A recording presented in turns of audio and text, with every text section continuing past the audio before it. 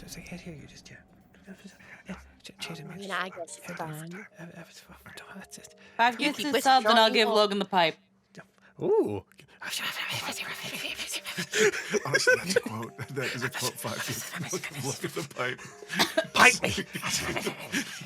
Pipe me! Let me go to the chat. Let me at it.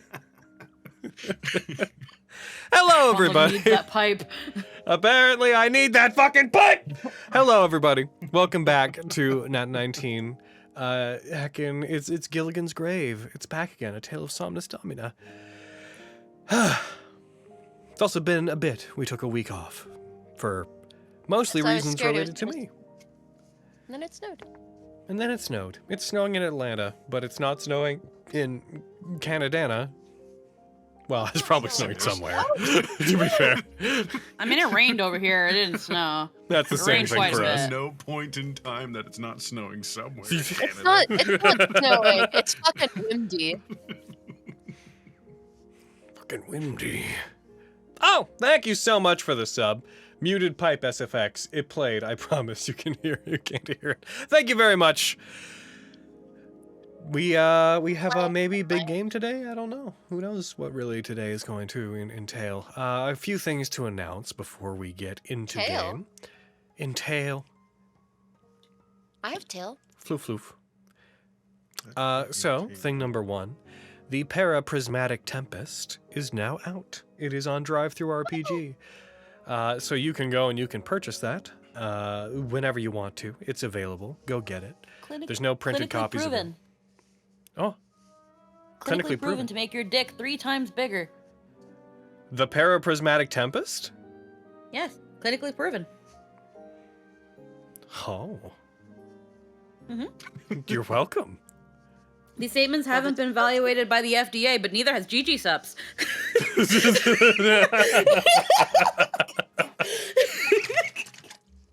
We can just say whatever the fuck we want, really. Yeah. There's a lot of It's a cases where supplement. cases where 3 times bigger would actually be bad. Yep. I'd actually think most cases, really. No, if mine were 3 times bigger, I would have a medical emergency, and that's Yep. not me bragging. That's just me Yeah. realizing that when you got a fucking battering ram, you're gonna pass out. Yeah, that reminds me of a TikTok I saw where it was a guy telling a lady, "It snowed 5 inches," and she was like, "Wow, that's a lot." And then he smiles and walks away. I've definitely seen tweets that are like that, where it's like shows 5 inches of snow and there's a ruler sticking out of it, and the comments are all just like guys being like, I don't know, I think they measured it wrong. Did they measure it from the ground? Oh, Just to tip sheep. heckin'. I don't know, some people say that's a lot of snow. Been derailed. Paraprismatic Tempest, it's out. It's up on DriveThruRPG. You can go to purchase it. We haven't put an order in for any print copies yet, but we are selling them as a pre-order on our website. We're just making a couple last-minute changes to the book before we put in our print orders to get physical copies. I'll have some stuff related to those to announce to the backer kit and Kickstarters and stuff soon, because there's been a small delay regarding assets, but we'll touch on that a little bit into the next month. For today, go get the Paraprismatic Tempest. It has monsters, it has elemental stuff, it has cool art from a bunch of our artists, it's got heckin' a whole bunch of more elemental spells. You can summon an elemental. It's got a few of the old subclasses from before 5.19 redone and re-included. It has some paramentals, some big elementals that are 2 different kinds of elementals at once. And They're really cool. And it has the remaining 3 paraprismatic gods. Stat blocked, so you could in theory run a Princes of the Apocalypse campaign with slightly bigger endgame guys, if you wanted to. I think that's It's really an option. I think that's really all I have to announce. Braden, you wanted to talk about the book. Yes. Well, it's not okay. So Logan and I, and eventually maybe other people in Nat 19, got to voice for Listening Stars, which is a studio that creates visual novels to monster romance books. If you go to their Instagram You know the kind. or their... Shut up. If you go to their Facebook or Instagram, you can hear I'm reprising the role of Mira, and the trailer that I voiced is pinned on their Instagram. And Logan joins me in the interviews as Argus. And I'm a fish man. He's a yeah, he is. I'm a fishman. Like in the shape of I water? actually no, it's called Whispers of the Deep. Yeah, but is it like the shape of water? Like with me being a Oh, fishman? yeah. Guillermo del Toro? Like at the end, bestie. I almost died, but we got there. But you guys should definitely check it out and support us and be like, oh man, those voice actors, if you want, if you enjoy what we're doing. But yeah, and also they have like a Patreon where they're slowly releasing the chapters of the visual novel that eventually will be published and available to the public as like a physical book. But they're a really cool company. Please It's go a check visual them novel? out, give them support. Yeah, they're taking the books and making a visual, not like a game visual novel, but like a book. Graphic novel, yeah. Yes, Oh, graphic novel. Okay. A printed Sorry. visual novel. This book. Printed visual, yes. There we go. And we're basically helping them on the advertisement side / who knows what we'll all end up doing. But yeah, and definitely keep your eye out for other talented voice actors that will be joining the cast. Yeah. And where is it they can And find us that's- again? They can find it Listening Stars Studio, or you can just search Listening Stars. They're on Facebook and Instagram, but they also have like their own website. I don't believe any of the videos are on the website though, but you can check out all of Emily's information. I'm a fishman. And he's a fishman! I'm a sexy fishman. Doing sexy just- fish yeah. Yeah. things. Like the shape of water. Like the shape of water. Like the shape of But- water written by Guillermo del Toro. But no! I'm sorry. The women are Learn huge. Political secrets, but then they like each other, but they can't understand each other most of the book until later. It doesn't keep them in You the gotta tell me it's bathtub. set in the 70s too, Braden? Like in the shape of water? At first, my fishman thinks that humans are bad, but then he sees this one, and he's like, this one's okay. Yeah, well, he's like, oh god, she's weird, Well, and then that's and not then he like the goes shape of water. home. That's different. yeah, I'm glad we and found a then difference. His leader's like, you're gonna kidnap her and you're gonna get information and stuff, and he's like, okay, and he kidnaps her, and she's like, I'm going to kill you, and he's like, fuck you. And they hate each other for most of the book, and then she finally gets the translator, and then she hears him, and he's like, oh god, you're so hot, and she's like, what the fuck? I'm just gonna And start it's saying so- that at things that have nothing to do with the shape of water written by What, the Guillermo things del of the Toro. shape of water? Fucking me over here, like, fucking me like, oh yeah, fucking a beat Expedition 33, fucking, the Gomage is pretty sad, huh? And you're like the shape of water? But yeah, check it out, guys. Also, I mean, if you want to support Whispers of the Deep, which is written by Emma Ham, she's really talented as well. There's already Are the an whispers of the audiobook. deep, or are they in the deep? Whispers of the Deep. Oh, the deep be whispering. I think it's Argus being from the deep. Oh, am I the whispers? I think so. Am I mean, whispering? you do be whispering. Hey, Like a you whale? whisper and Ours just pulls up. Yeah. Is it an anatomically correct fish man? If I recall, the bottom half of him's like, he's like a merman, right? What? Like a merman or a manmer? Am I remembering correctly? Is his bottom half like a merman? Yeah, he's a merman. Yeah, he's a merman. I didn't think we'd be talking about it this much. I'm making sure I know. It's how you get interest, because now they're gonna be like, man, I don't know what's going on here. I'm so confused. Now I'm gonna go check it out at Listening Stars on Instagram. I think they all gotta find out what he be whispering. They make Argis really hot. I mean, he was hot in the visual. I love their design for Mira as well. And we were talking about it, and Keep saying they were visual like, novel. oops, we didn't mean to. Sorry, graphic. Sorry. My brain's working at like 2% because we're talking about this book, and that's already thrown me for Talking about the fucking fishmen. loop. And the stuff they be whispering to Braden. Not Tamira.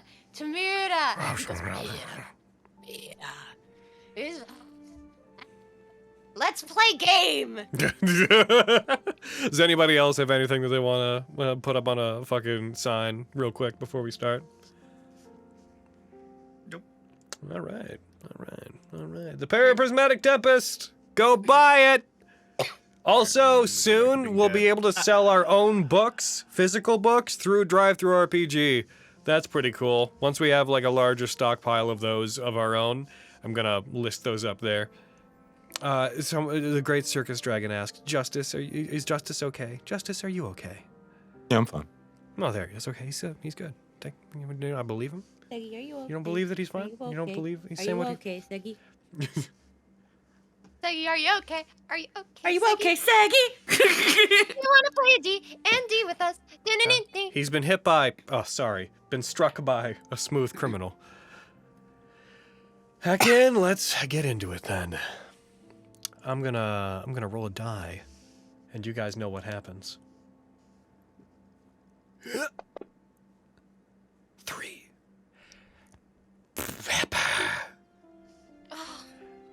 Logan. Explain to me the full events of last game.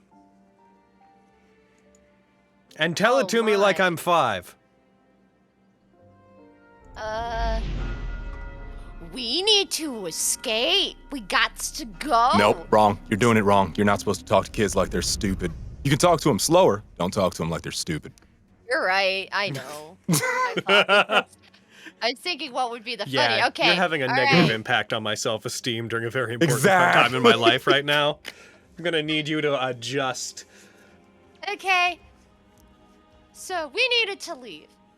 Problem being bunch of ivy and leaves that were left over from Neftaria. Not good.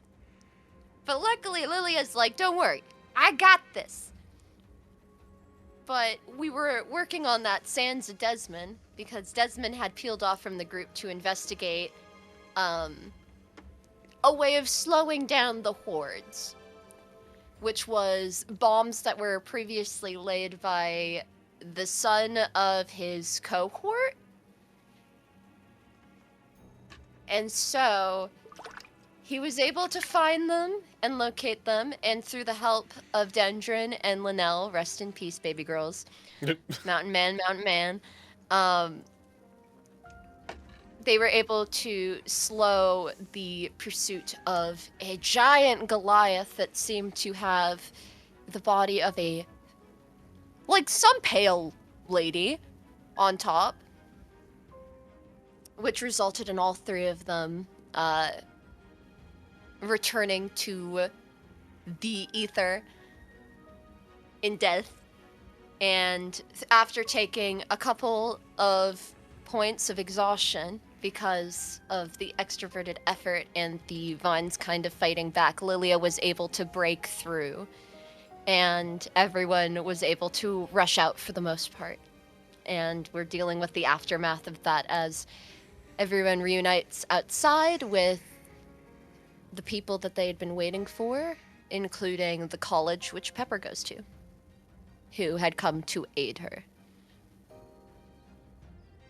And I think that's where we left off. I had a really funny thing that was gonna bounce off the tell me like I'm 5 thing, but it would have been a really funny joke. But then I thought about it, and I was like, oh, it's kind of sad actually. So I'm not gonna tell my sad joke, but I do want to heckin' throw it out there. My throat. throw it out there that I'm sparing you a sad thing. Okay. Very good. That's what happened last time. Yay! The way out of the pits was opened by Lilia, who is currently a very tired bunny on account of all the effort it took to have Root Bloom do what it needed to do to break the vines apart. Desmond did stay behind. They detonated the tunnel, causing it to collapse inward and causing it to block the path of the Messite Goliath that was heading toward the Crack Rod and, by extension, everybody else. The people of the town that were there fled out to the surface, with the Messite animations chasing them, thwarted by Sorrel, who projected an illusion as if they were not there, one convincing enough that it deterred their pursuers. So. Goodbye, Chad. I just saw someone be like, now explain it like we're 80. Shockingly, very similar. I can move these off to the side, move this up to here. The group, consisting of, actually, hold on. The group consisting of Lilia, Pepper, and Skarn. You guys move with the townsfolk out of Gilligan's pit. As you do, there is the sounds of tectonic activity, the sounds of rocks falling and collapsing, moving. You guys exit from the... Where's my map? Since you guys are exiting from... pulling my map where I need it to be. From the Undertow Primary HQ, as you emerge from it, you can see that the town is mostly okay. However, the air is beginning to be filled and suffused with amniotic miasma. Very light, not nearly as thick as it is inside, but there is amniotic miasma that appears to be pooling in the area as the townsfolk rush and run away. You note, as you guys exit, that there are several individuals that appear to be directing people who are wearing wizardly robes, and some of them are dressed in styles that look incredibly foreign to you. Not Cahulian by nature, but just very foreign, very eccentric. Some of them being very elaborate, exotic manners of dress. Pepper, you'd be used to this. The people of the college are eccentric, especially the higher-ups are all very individualistic people. As you guys flee, you see other members of the town. Oh, they changed the way the pins look. That's cool. I like the new pins more.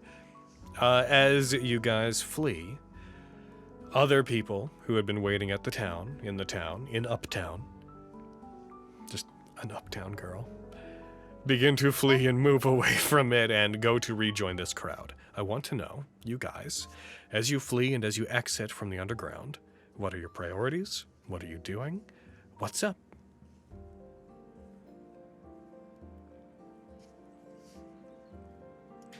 I'm gonna share the map Lilia's again. passed out on bagel. That's true. Yeah, I've searched for Bagel, which I would assume would be near my family. Yes. Bagel Bagel currently has Kathos and has a passed out Lilia on top of him. They are storming out alongside everybody, very much serving as a mountainous figure above the crowd on account of being a like 10-foot tall capybara. As you guys rush out, your family, what remains of your family, follows suit. I'm going to get something up from my own reference real quick. At this point, the people who remain in the town amount to less than 100.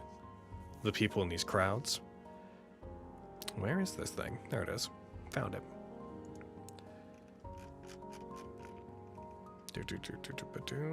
Grabbing thing to boom. No, that's not what I need.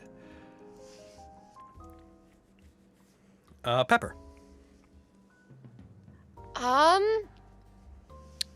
Pepper kind of seems torn between a couple of things. If there was anyone that she would recognize from like the House of Uplifting, stuff like that, she would make sure that they have everything they need. But she kind of she's taken a moment to like look into the collapsed where the entrance of the cave would have been. And then kind of is looking between where Skarn has gone and where the other college associates are, and it's just kind of there's so many things she feels like she has to do. She's almost like shifting between things, so kind of standing there, which is almost not helpful, but you know, she's tried to help if there's anyone from the House of Uplifting or anyone she recognizes. But is Maurice out here? Roll me perception or investigation, your choice. I mean, I just want to clock it. That just occurred to me of like, hope he's out here. Roll me perception. I don't think she could talk to him. I'm doing it. I'm just Roll me pulling it perception. up. I put it. A 3 and a 5. So even with advantage, in the chaos of everybody moving and the fact that Maurice is a tiny little guy, you do not necessarily see them among the crowd.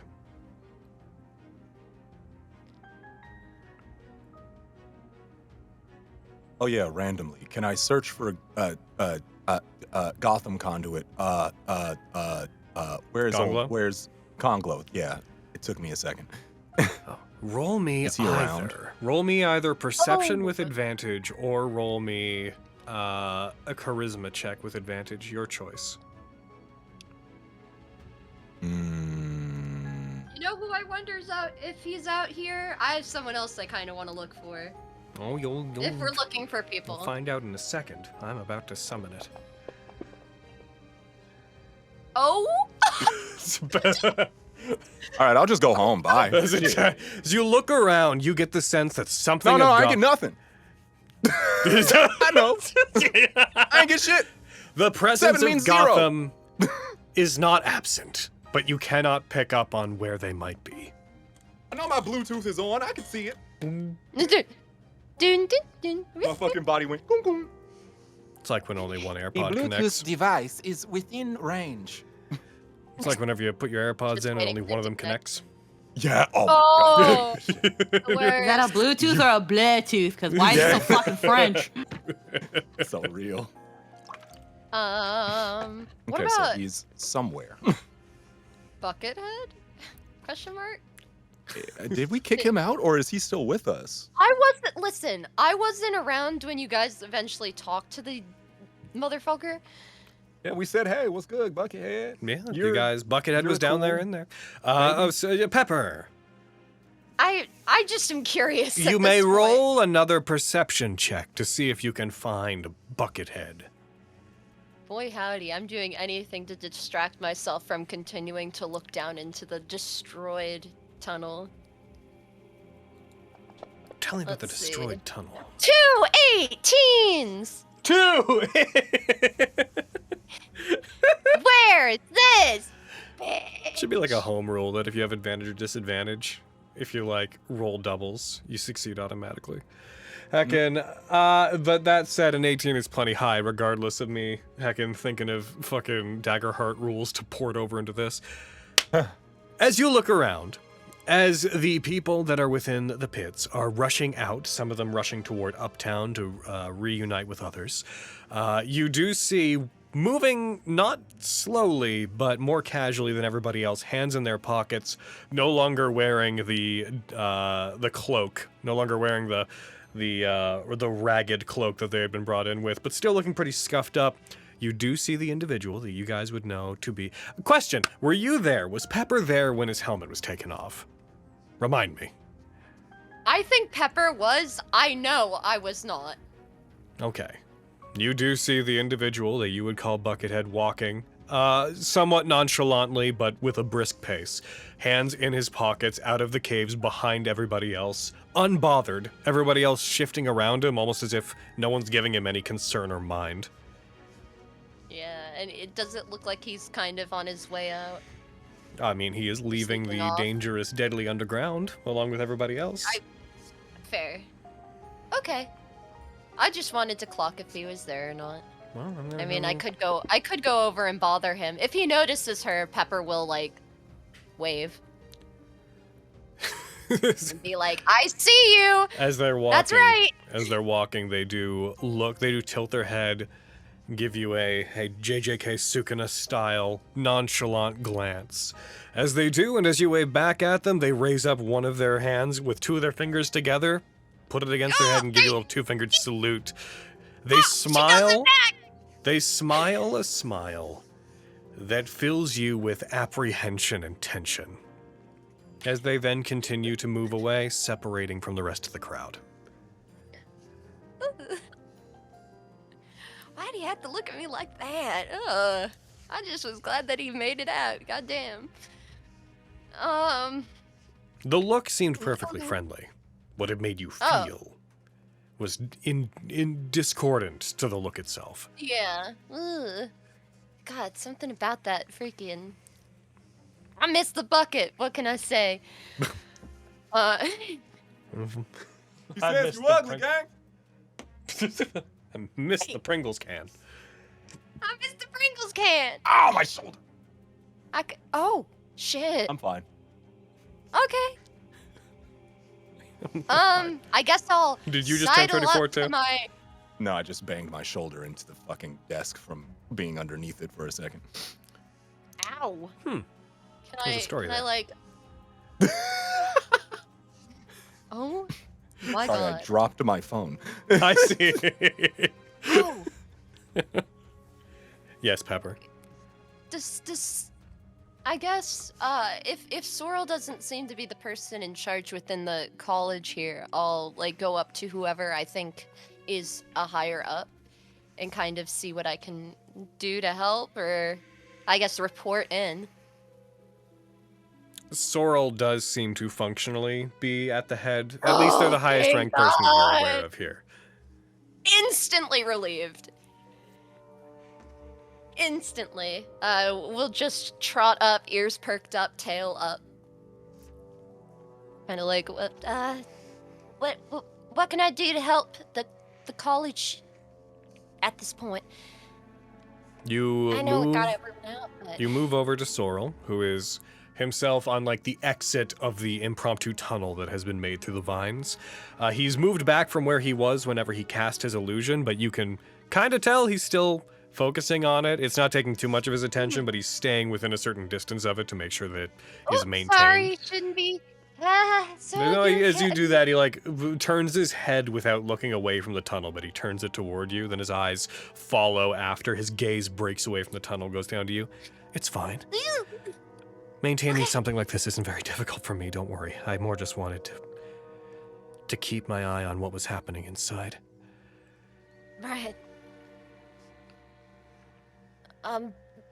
What can I do? I know you've got like the biggest part in this with your hold, and she'll like make the gesture of whatever he's casting, if he's holding his hands out or something. There's the people that were in the town over there, and there's the people who just exited from here where you were. Are there anyone else? Is there anybody else who's been inside the tunnels who would have made it out another way? Do we know that answer? I leave that up to I feel Pepper. like Yeah, I that's feel a like Pepper thing. We need to make sure that don't we think get there- everyone together. I don't think there were any other exits, and I can't imagine with the hordes that were coming. No, I don't think anyone else is at least alive that's leaving. Okay. These mists are fine and pervasive. Regardless of the cave-ins and regardless of how we block these things off, this mist is going to find its way out, and it's going to do so quickly. There's also, we've seen amniotic mists like this occasionally before in our studies, but we've never seen it pool in such a strong and aggressive manner. Something is in there that's unusual.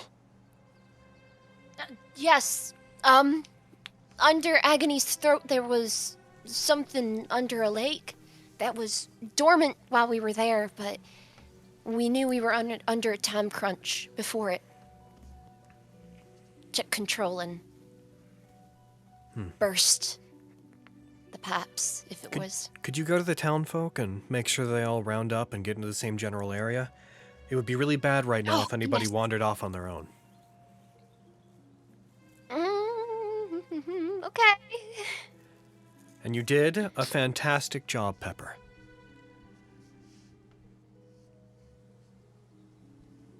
Validation.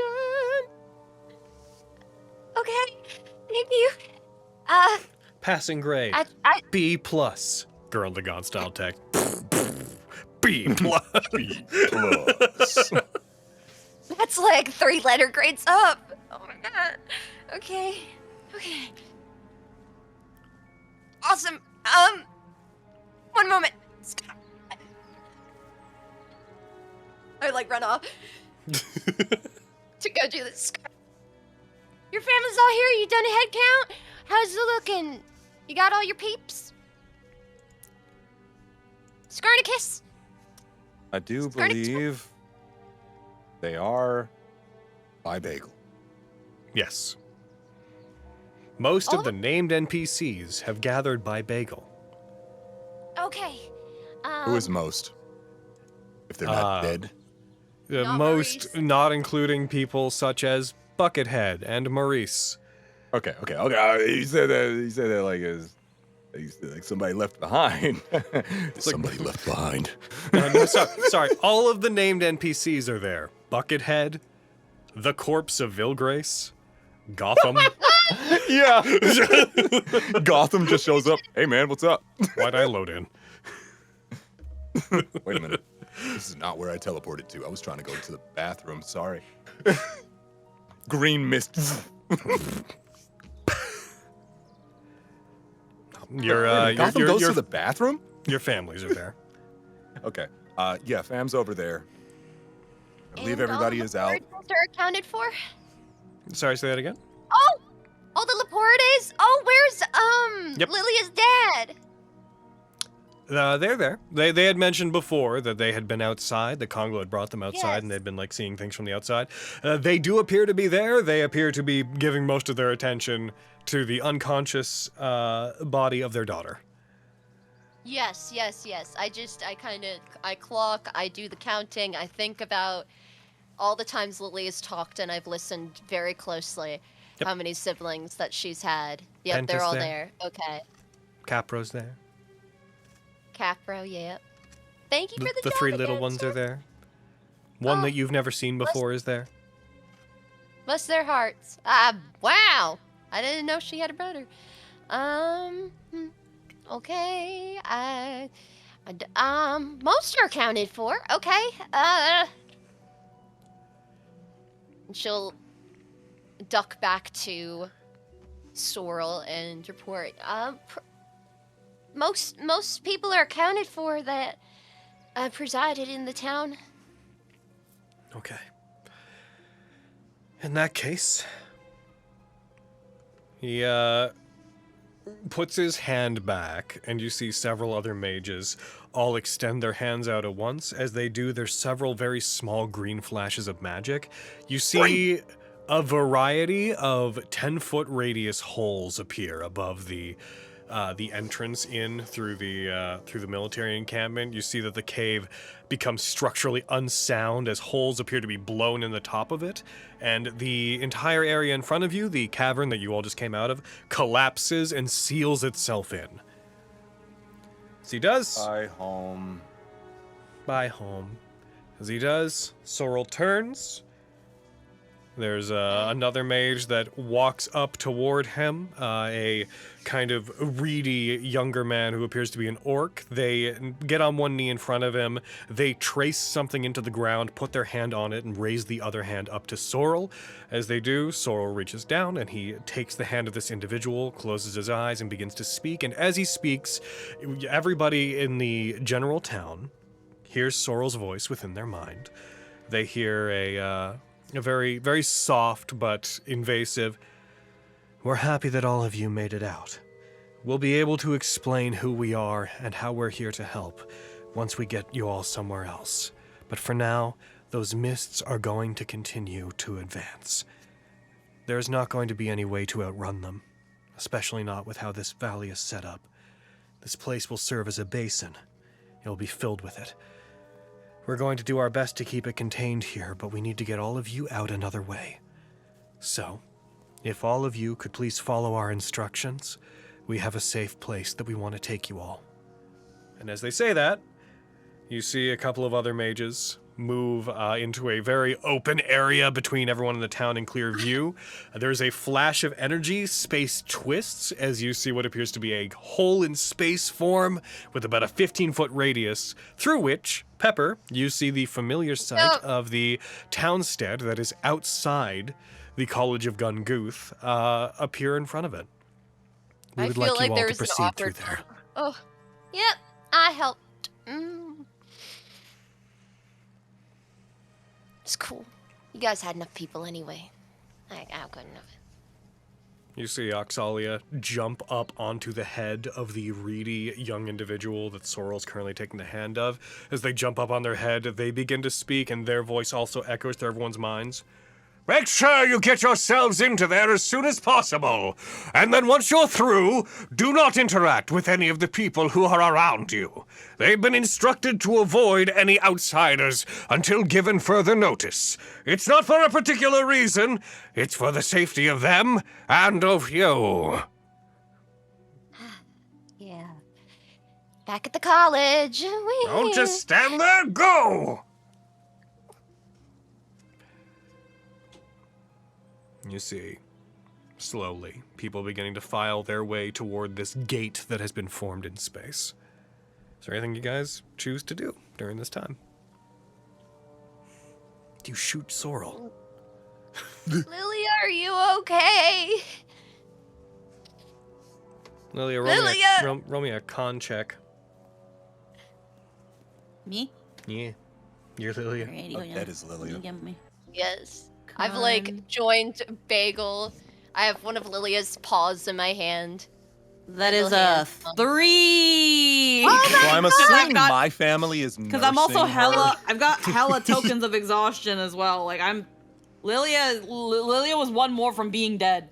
Yeah. I'm throwing my family up there. They've been on Bagel this whole time, but Fam is just out here like nurse. As you say that, a mage who appears to be more clerical in nature, they do rush up toward them and they start giving Lilia attention. They put their hands out, bleach style. You see this faint green aura appears. They seem to be tending to Lilia. However, Lilia, whenever they're like calling your name and whenever they're trying to speak to you, you're just like just shifting around on top of Bagel. Yeah. The ear like limps up. Blit. Well, I mean, Reaches this out is like how- a hand to flop back down. This is how she was when we tried to wake her up early that one time. So I guess she's okay. This is just I want to sleep energy. Am I gauging that right, Skarn? Pretty sure. Okay. Maybe. I don't know. Oh, why would you? You said it was okay, and then you went. Stop! Put your tongue back in your mouth. So help me. Oh. Ugh. All right. Well, you do that. I kind of want to go bother my uncle a little bit more, but Sorrel. Cathos, you know they were talking about you too, when he said to get to it. And I'll like turn my attention to probably Cathos, who I presume is just chilling. You got to get in there too. Mm-hmm. That doesn't sound like hustle. Cathos is just grumpily sitting upon Bagel as Bagel walks toward the gate. You see Cathos' eyes slowly squinting more in apprehension as they get closer to it. I mean, you do have the gift of they're not allowed to talk to you. At least you got that going for you. I probably don't have that luxury, so they'll be bugging me a whole bunch. But we also have, as you saw, mages who focus in medical stuff, so they could probably look at your, I don't need anybody here injury. touching me. Oh, and With that things is your I've choice. recently found out, it's probably best that they don't.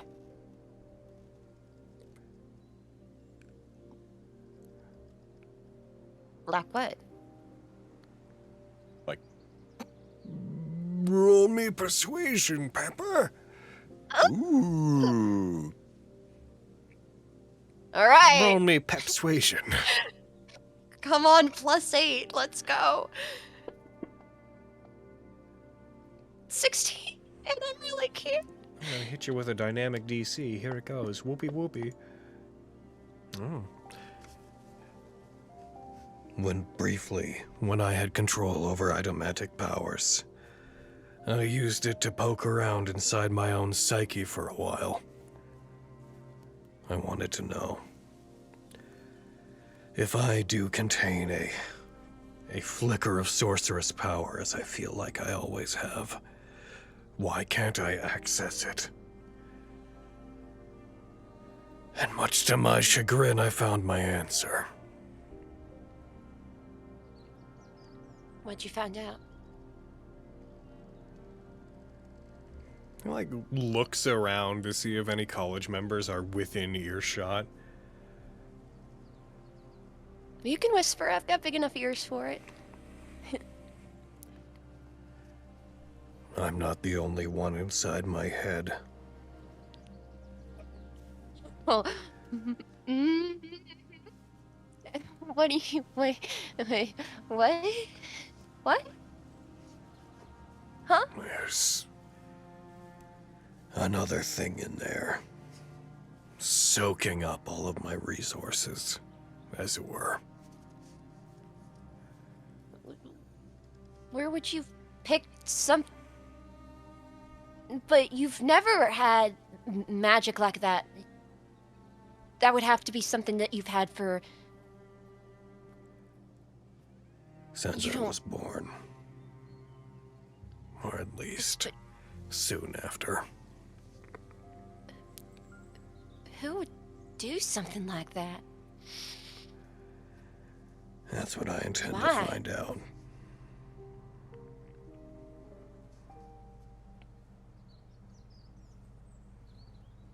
That's a lot to find out.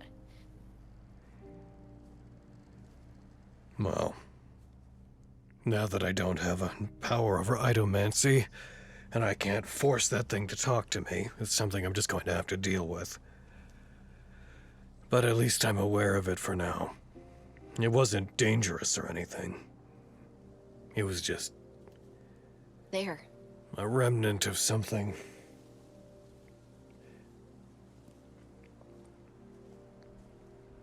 But you have a spark. Yeah. Albeit it's being soaked up by something else. But that's a...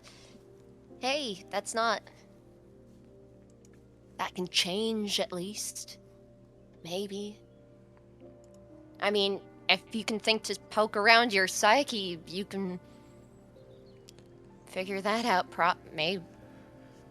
I would never have thought to poke around my psyche. That's just... Huh. I Wow. was trying to better connect myself with the powers that I felt were inside of me. I hit that thing, that echo, as a block.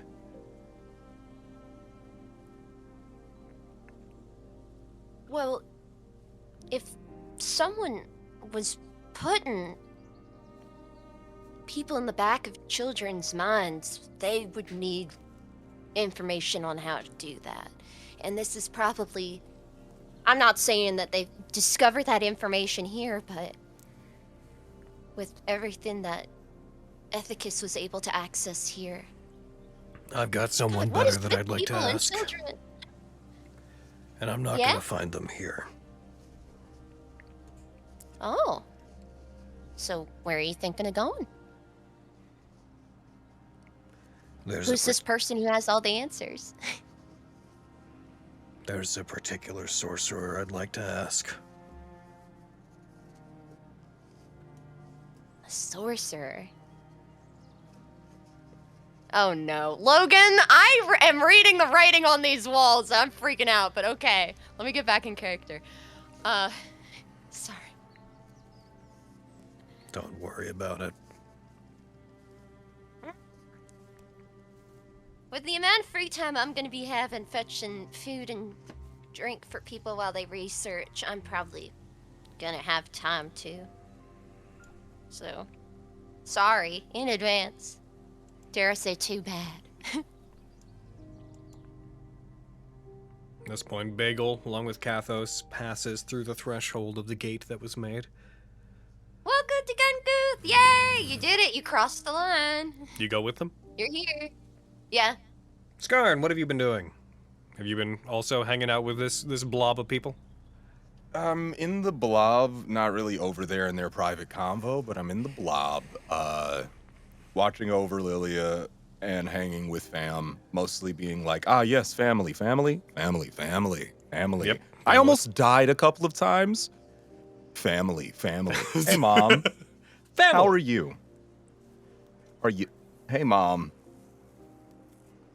Hand on shoulder. You know? But other than that,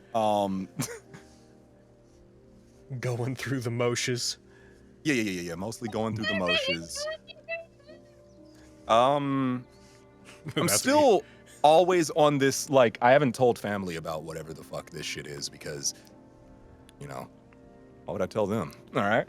But, I'm gonna tell the 5-year-old. Yeah, I just got fucking a demon man supplanted into my body and he wanted to take me Your over and he mother said is he could part do of it. your family. Yeah. She's cool about it. I could tell moms about it, but I'm not telling the Chillins. And the Chillins are here. What, you want me to take Mom off of the bagel? I don't know. That's up to you. I'm just gonna, hey Mom, You real quick. play your character. Hop on the shoulder real quick. Woo! Like, I don't know. What would Skarn do? Skarn's going to hold this like the toxic man that he is in his brain. He's going to hold it to his chest and die with it. Hopefully. He's going to compartmentalize and then lock the compartment. It goes into the vault. Kerplunk, you know? Monster. No, but all of this while currently constantly scanning the area for any Gothamism right now, you know. Again, Dowsing rod my rib right you now to have look that around. sense that something of Gotham is nearby, but you cannot tell from where, and it feels faint and weak. That's not the answer I wanted. All right. I cannot tell currently. Internal strife with himself because he's like, I'm going back to the college where they were living. It's true. Technically, going back to your childhood home. Exactly. Where it transcribed. All right. Transpired, Mostly even. transpired. That's the word. Thank you. You're good at this. Look at this guy. Chat. You I'm should give him alright. $15,000. You should, I agree. Glad someone finally said it to chat. You know, I gotta tell him. But other than that, I don't really have much in that way. If I can't interact with my boy Gotham, Big Unk. I'm just filing around because we've blown up the cave by home. We're walking through a funny little after science portal. Hey, wizards. Gabe Yeah. Johnson here. You're going into another Yeah. universe where everyone's a silly little animal. If you find a silly little animal version of me, it's not the same as me. You might be able to Not trust the him. same as me. Don't trust him. Find out what he knows. Bring it back. Find out what he knows. Bring it back. Come back to him. Kill him. Love those. Aperture magic. We do it. Pitt Johnson here. Pitt Johnson kills me. Yeah, that's basically what I have. All right. Nowhere else that I'm thinking. Nothing else that I'm thinking of. Oh wait, sorry. Oh no, we've basically like said it to ourselves that Desmond's dead inside of there, right? Like there's no looks back for the caves are closed. Are they coming That was- back? That kind was of feel. what Pepper was doing at the Yeah. beginning. Yeah, exactly. Looks back like the kids in The Incredible Journey waiting for Shadow to pop up. That's basically me going through the portal, is looking back with the internal. Come on, Desmond. Thanks, Des. Yeah. Cool guy. I'll eat my dirt. Sage. Always and forever. We'll remember him 5 ever. 5 ever? Remember him. Okay, you guys That's all all, I got, along though. with your townsfolk, you guys proceed through the gateways and find yourself into a part of the College of Gunguth that, though you had been here once before, when you were here before, you were in one of the towers. Now, seeing this place from ground level, you are in an incredibly old-fashioned but expansive, kind of misty, but in that kind of more just like Central European kind of way, not in that evil mist trying to steal your memories kind of way. You appear to be in a town that is spread out across several layers of cliffside that are ascending up. Looking around, you see what you assume to be the tower, well, at least a tower that looks like one of the massive spires that Sorrel's lair, that his atelier had been inside of. As you see these huge, like 100-foot wide, several 100 feet tall spires erupting from the landscape around you, dotting the horizon. At the top of the area that you're in, of these cliffs, you witness a cathedral of such grand scale that you feel like a city could be itself fit inside of it. This mountainous, huge cathedral that has a symbol upon the front of it that you see in several areas around you that looks like a tree with various colors spreading out in different directions. You take it to be that that is the eponymous College of Gunguth. The area you're on appears to be... here? This is the megaest. Although, to be fair, it's less a church, more like Hogwarts. Yeah, that's true. As you look toward it, you look around and you can see that you can see distantly across the horizon. You appear to be on the top of a mountain, surrounded by a forest stretching out into the distance. The position of the sun is different here. It appears to be later in the day, giving you the impression that wherever you are, it is far enough away that you might have changed time zones.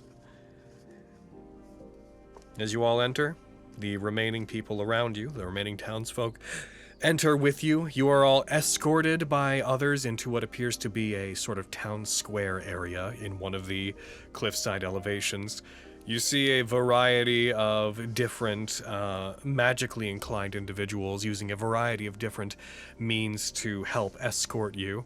Some of them have familiars hanging out with them. Some of them appear to be lower grade mages who are wearing kind of traditional magical like cloak and hood outfits. You see several that appear to have constructs, puppets, etc. moving with them. For every 5 regular mages you see one who takes you aback for a second. And among them, you even see what appears to be one very large but well-dressed, what appears to be a pit fiend, a massive fiendish creature with huge sprawling red wings and horns that, upon seeing it, initially fills you with fear, but it is dressed like a scholar and appears to be helping everyone move. You just wave to it, it raises a hand and in several demonic voices at once just retorts back, "Hey, fucking I love that. Let's go, gang. That's the first time he's actually looked at me. Huh. Yeah.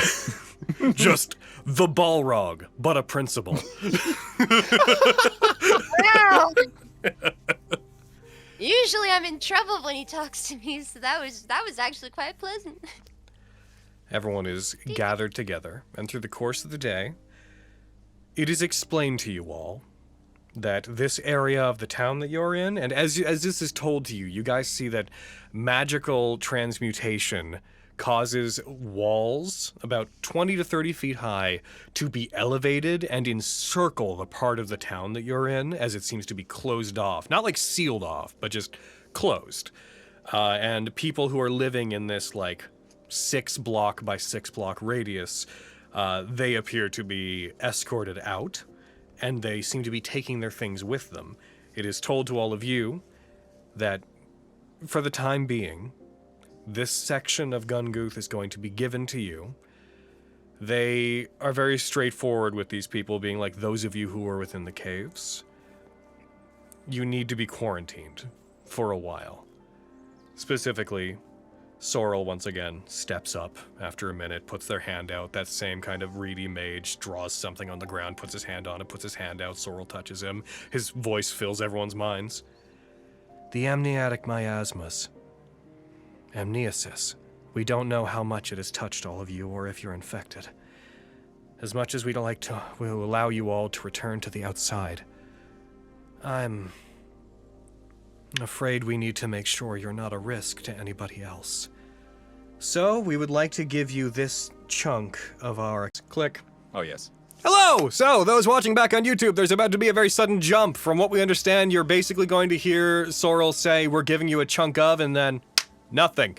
It's going to cut to me yelling at you right now. Apparently OBS crashed, so backtracking slightly. Quick summary of the... Track. chunk of backstretch. Check back the chat. James Bond had a stroke. Yeah, I feel that. Call a bondulance. James Bond had a stroke.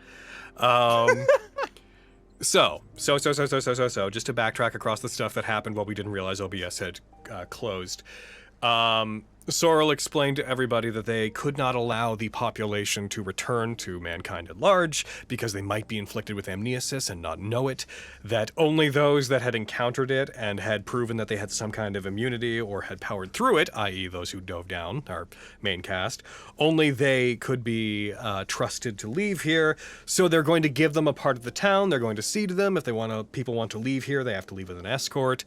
But they are going to be quarantined here until they can be certain that they have not contracted amniosis. After that, Pepper took a look around. Pepper was trying to determine if I made a joke that Kathos was getting a house because he's a homeless man. And then Logan was like, does he get a house? He disappears. And then I got annoyed because Kathos does this all the time. And I was like, you think I can't find you here? And I tried. So they rolled to find them. They searched, and I rolled a that's 17. And that 17 is where we were then like, streams down. Yep. All right, so we're cutting back in through there, and I'm just gonna leave OBS up. Maybe when I minimized it, I exited out by accident. I've done stupider things. So, as you go to one of the two gates to this area, you do not see Kathos leaving. However, with your 17 that you rolled, you stop, and you do see in the stone and grass that constitutes most of the ground in this somewhat old European style chunk of the town, you do see footfalls forming on the ground, crushing bits of grass, as you see just a set of an invisible being making footsteps heading out of the gate.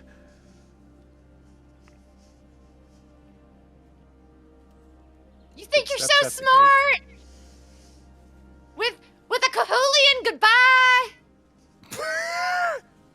We'll go! Good luck! Don't! The Cahulian goodbye. Whatever the fuck that means. I guess now I have to, for a future fucking book, have to figure out what that means. Yeah. Thanks for doing that to my world. Or I guess Cahulians just abruptly leave. Yeah. Doing All right. the Cahulian goodbye. Means our players making an entire culture into assholes. Let me know if you're alive or something. At some point. No footfalls stop.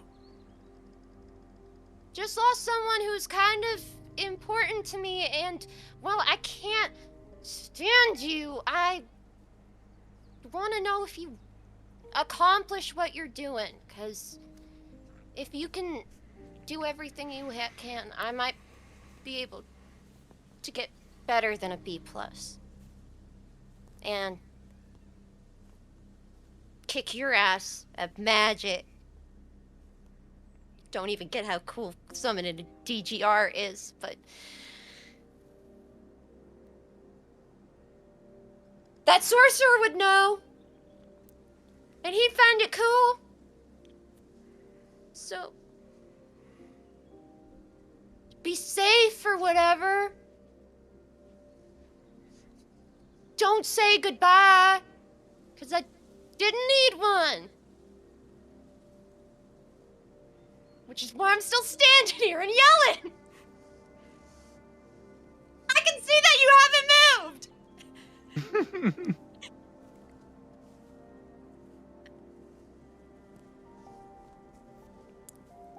One day, I'm going to come back. Once I've caught up to you. And the You footfalls think continue. you're the one who has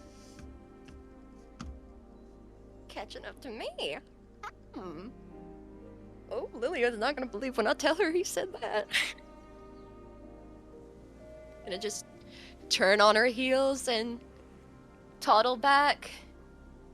Make sure that everyone's situated, that the Laporides get a space that's like big enough for all of them children.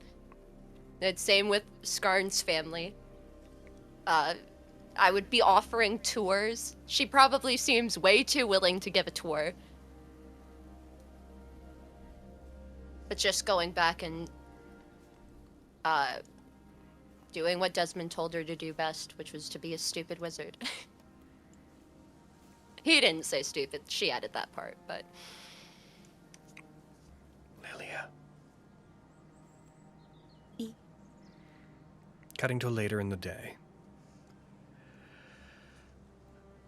Lilia finds herself slowly coming to consciousness, laid out in a bed that is much nicer than any bed that they've been in before in the pits.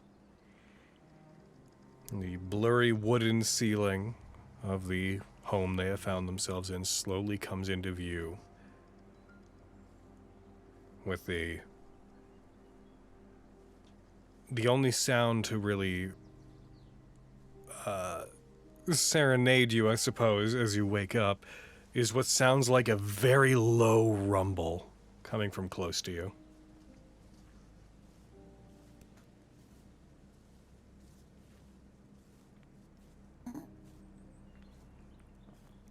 Just slowly turning her head towards that grumbling that she hears.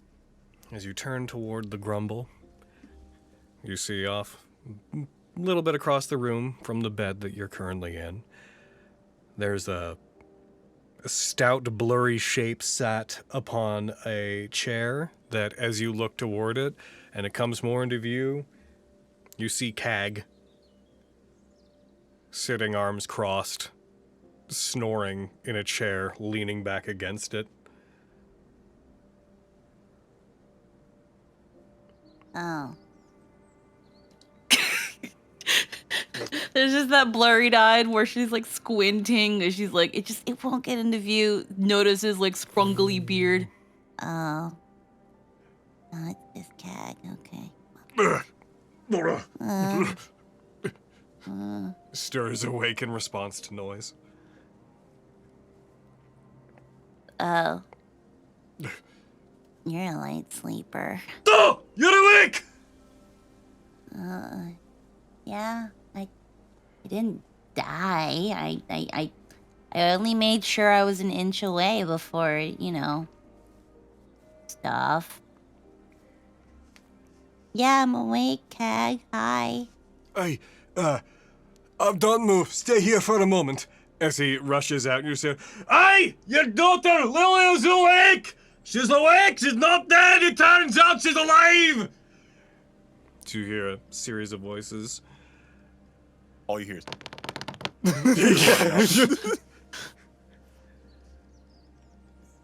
Can I make a bold assumption, Skarn and Pepper, that you might be around? Yeah, I'm around. I'm hanging out. I'm not leaving my bestie side. I'm not doing that. That's the family.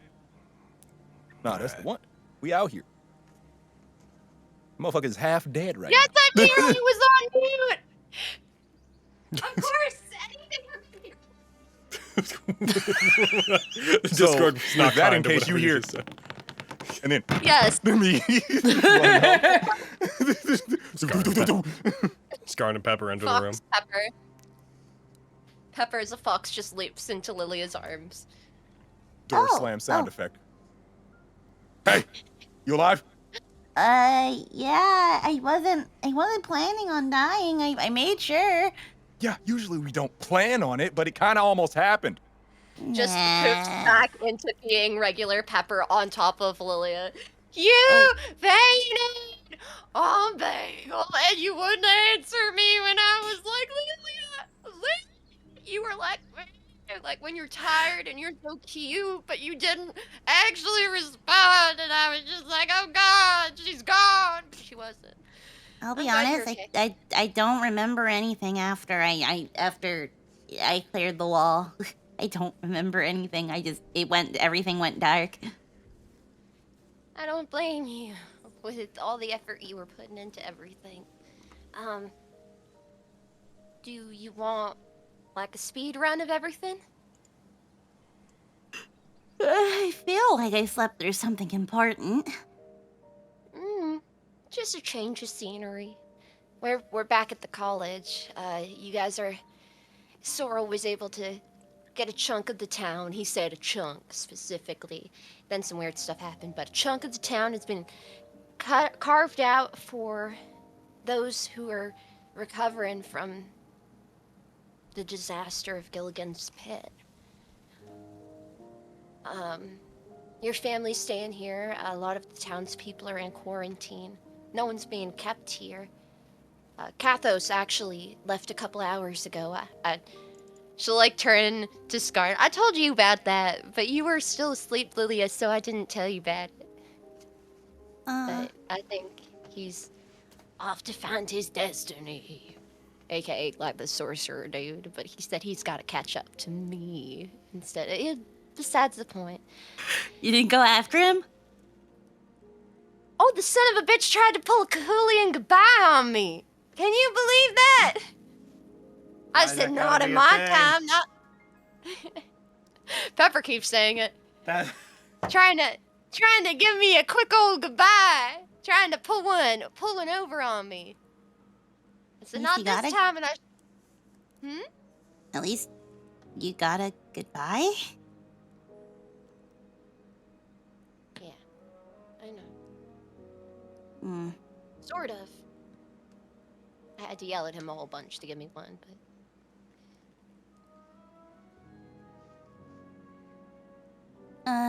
So when you say a chunk of the town, like, we're being kept here? You don't have to stay. Oh, my button wasn't. It's a quarantine to make sure that no one's affected by the amniotic mist, but I'm sure if you put a petition and explain to Sorrel that your people are out of there far before things got so bad, maybe. Oh, wait, I have a water skin with Tomoe's water. We can't reach that anymore. That helped with the amnesis, right? Maybe they can study it. Damn, I didn't know that. I forgot about that. That's crazy. In universe, Scarn said that. That's a Both great of us. idea, and I think it's important that they do that, but Lilia, I mean, I don't want to make things worse, but to be realistic, this mist is something we've been fighting a long time. Even Sorrel said that they had been encountering it beforehand, but never to this quantity. I think that this is an important resource, but I don't want you to get your hopes up. There was nothing we could do to stop this.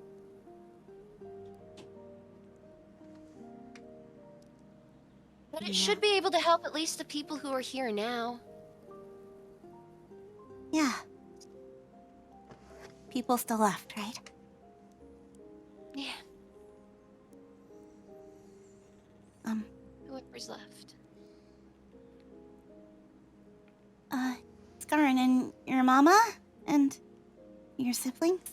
They're all good. That's good. were taking care of you at first. You know, when we were all running away. I'm sure yeah. Mama and Papa are fine too, and the girls. And Yep, I counted all their heads, gave them a look over. I even met your brother, who I didn't have a chance to meet before. he's the luckiest out of all of us, probably. Yeah. Well, I'm happy to have you all here. I'm sorry at the circumstances. Everything that you guys have lost. Everyone you guys have lost. I had no idea when I set out on this that things would go this way.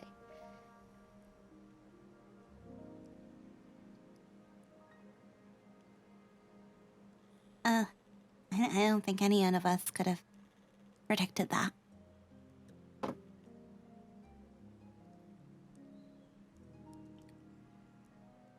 But it could have been worse. We could have all died. Everyone we love could have died. It could be better, yeah, but this isn't a bad ending, right? Listen, no, I don't think so at all. It's a bittersweet one.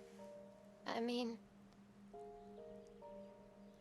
I know we haven't talked about it at all yet, but I'm still... I just... You know, you think knowing that someone's gonna go makes you feel better, and when they go off, set off to their blaze of glory, you say, yeah, go get it. And you think that that's gonna make it easier if you're upset. But, I don't know. It's still hard to wrap my head around the fact that Desmond... I didn't see them. Roll perception. Okay. That was performance, I think. I'm sorry. That was performance. I didn't mean to. I clicked the one below. Well, you rolled a... Take this all one. right. Oh. I'll allow the reroll. Oh. As you bring up Desmond, as you speak of Desmond, your ear twitches as you hear the very faint sound of metal spinning upon wood. You know the sound of when you take a coin, spin it on a desk?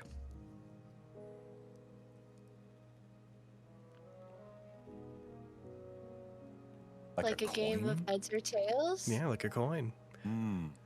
You hear the sound of what appears to be a coin spinning upon wood, and your eyes follow the path of the sound, and you see upon a dresser in the room, well away from where any of you guys are, there appears to be a metal coin that has been spun, that is currently spinning out on top of a dresser. All right, which god did it? I'm tired of Well, y'all I doing this think shit every time. It's did. weird. Skarn! It's Lana, let's be real. Don't play. Girl. I'll, trot up to the coin and watch it as it spins. I don't, interfere with the way it's spinning. I want to see where it eventually lands. This coin that, as it spins, you recognize the silver coin as being one that you saw Desmond messing with frequently throughout his time with all of you. As it spins out, you don't know what the face of this coin looked like before, necessarily.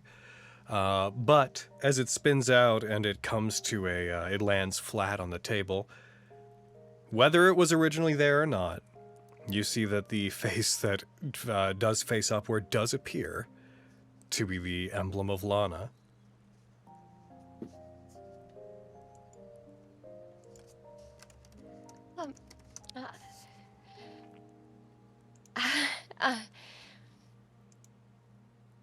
I'm sorry, guys. I don't mean to.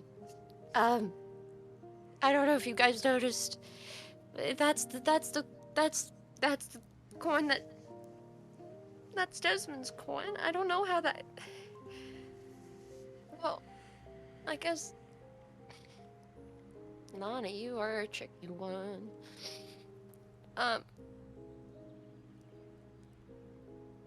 Do either of you want? She'll like turn and she's got the coin in both hands and she's holding it close to herself, but she's cupped it like it's fragile as if it could crumble in her fingers, but she's kind of guiltily looking from Skarn to Lilia back and forth.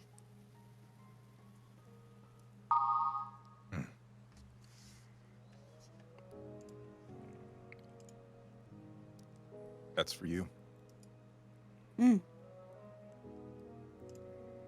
I don't need Lana's luck.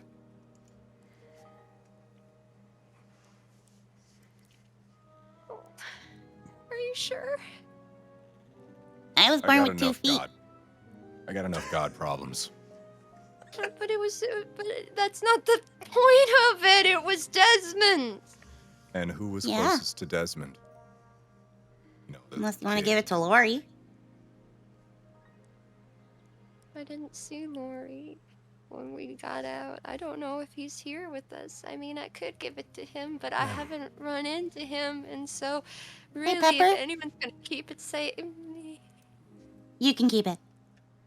Stop asking who wants it if you want to keep it. Okay. I just... As you say that, in your hands, the silver coin shifts its tint and becomes gold.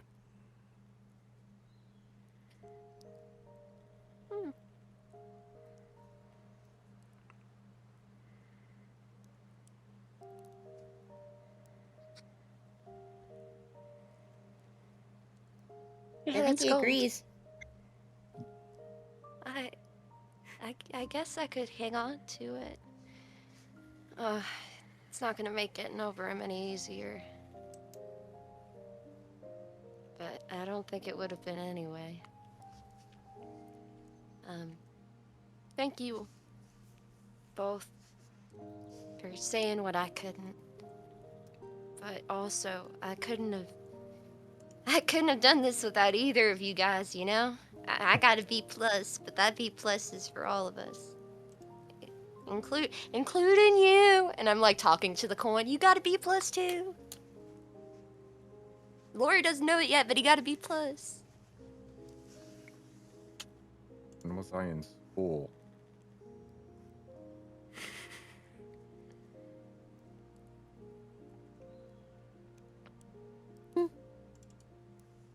So,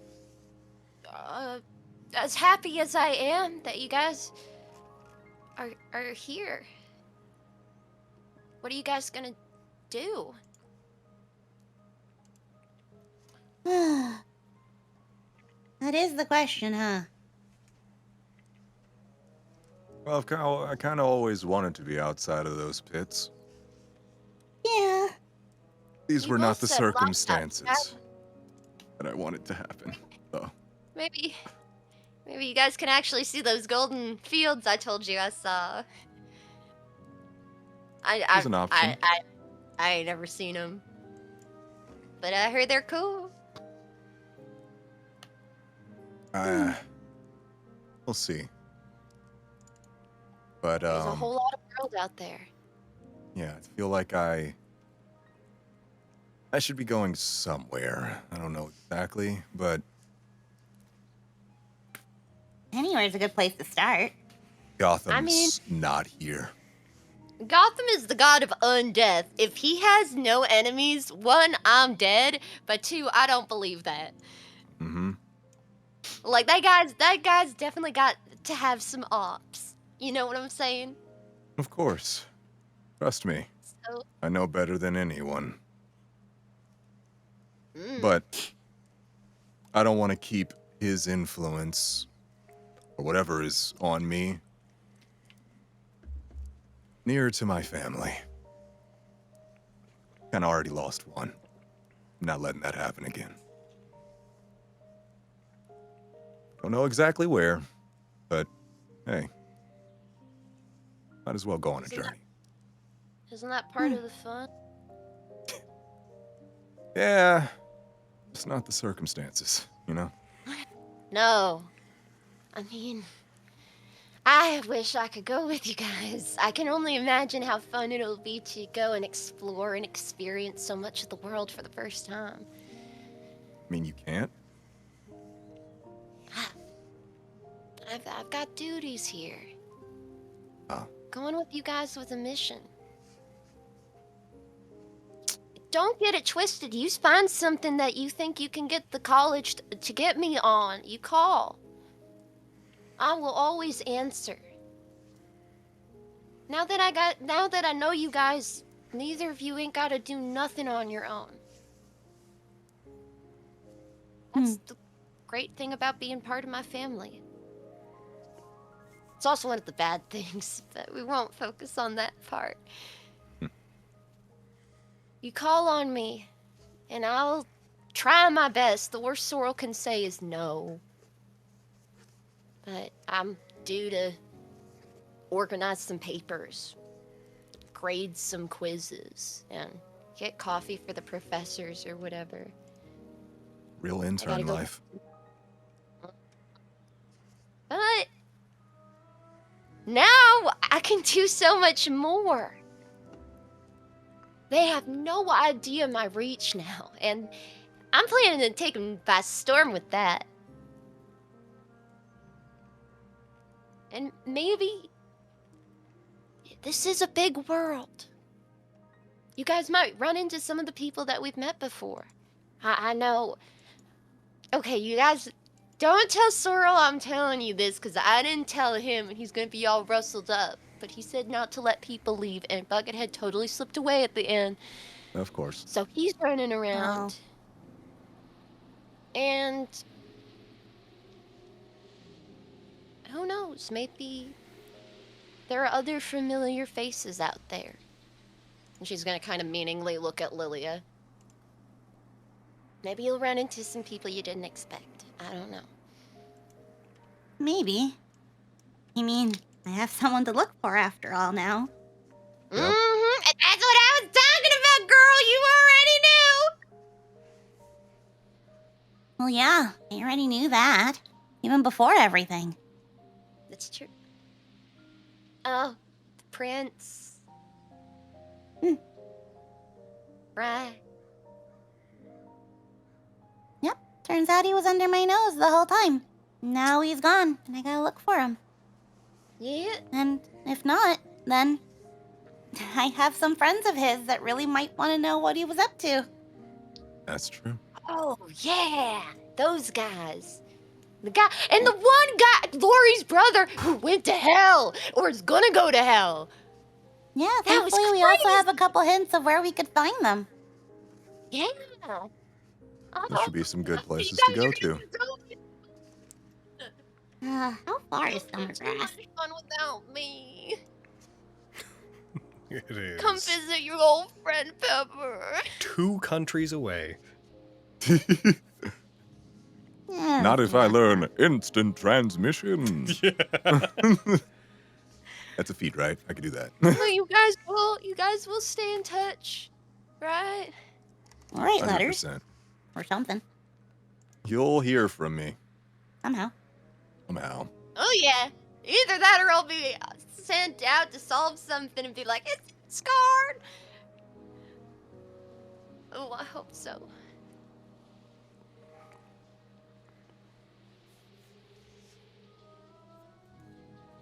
And like, thank you again. Like, I don't mean to. I know this isn't like you guys are leaving like this very moment, but I feel like I was like the one outsider who came and joined the group, and you guys accepted me with open arms. Yeah, it makes you an insider. You're not an outsider anymore. You're a part of this. Mm-hmm. Mm. You're a pit And chick I- like us now. Oh, I I'm like a that one. bitch. Nice. I need that on booty shorts. Oh, don't tell Sorrel I said that. And you can see already she's taken this coin that she found, and she's already started. It's clearly something that brings her comfort, and she fidgets with as she runs her thumb over the symbol of the weights, but she just seems to be happily stimming away with it at this point. Real stimming. Uh-huh. Just fucking.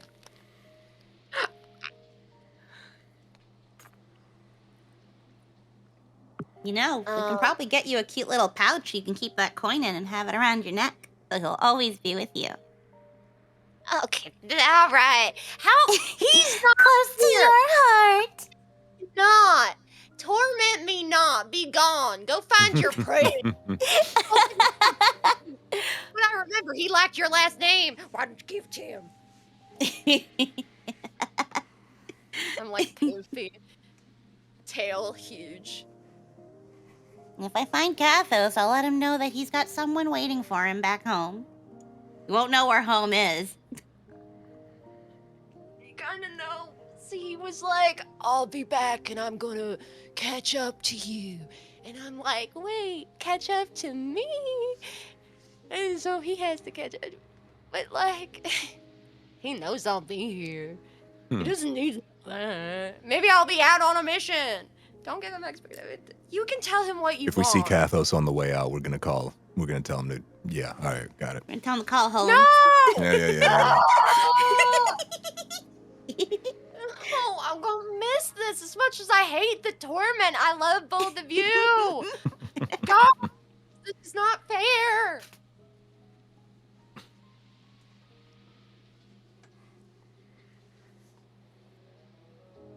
Yeah.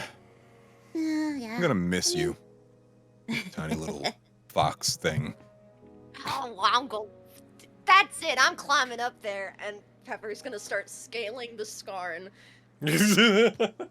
Stands there, Just fucking- motionless, I just hug his much like head. Like, a her legs kitten wrapped climbing around up a his leg. yes, very. Yep. Like that one video of the person shaking a little baby bottle and the kitten's just I become Scarn Hat as I wrap my arms around. It's like almost, it could turn into a chokehold, but you don't think Pepper knows how to do a chokehold. She's just like wrapped around your head, legs wrapped around the shoulders, just like, oh, just let me stay here. They won't notice. Sorrel will notice. He does know illusionary magic. To go. We'll But you're see. right. Send me some Wonder- cool postcards, you fuckers. I mean, yeah, we'll Or try. stamps. I could collect stamps. Stands. Relax. Maybe send you coins instead. You do that. Oh, Every place has got to have a different coin. I don't know what I'm gonna do. You guys have gotten me too used to people being nice, and then I gotta go back here where everyone's like, Pepper, Pepper, Pepper. Become part of the Fox family together. Oh, yeah! Wait a minute. I have a family. Yeah. Weren't they teleported here? No. Maybe. Have you asked? Maybe.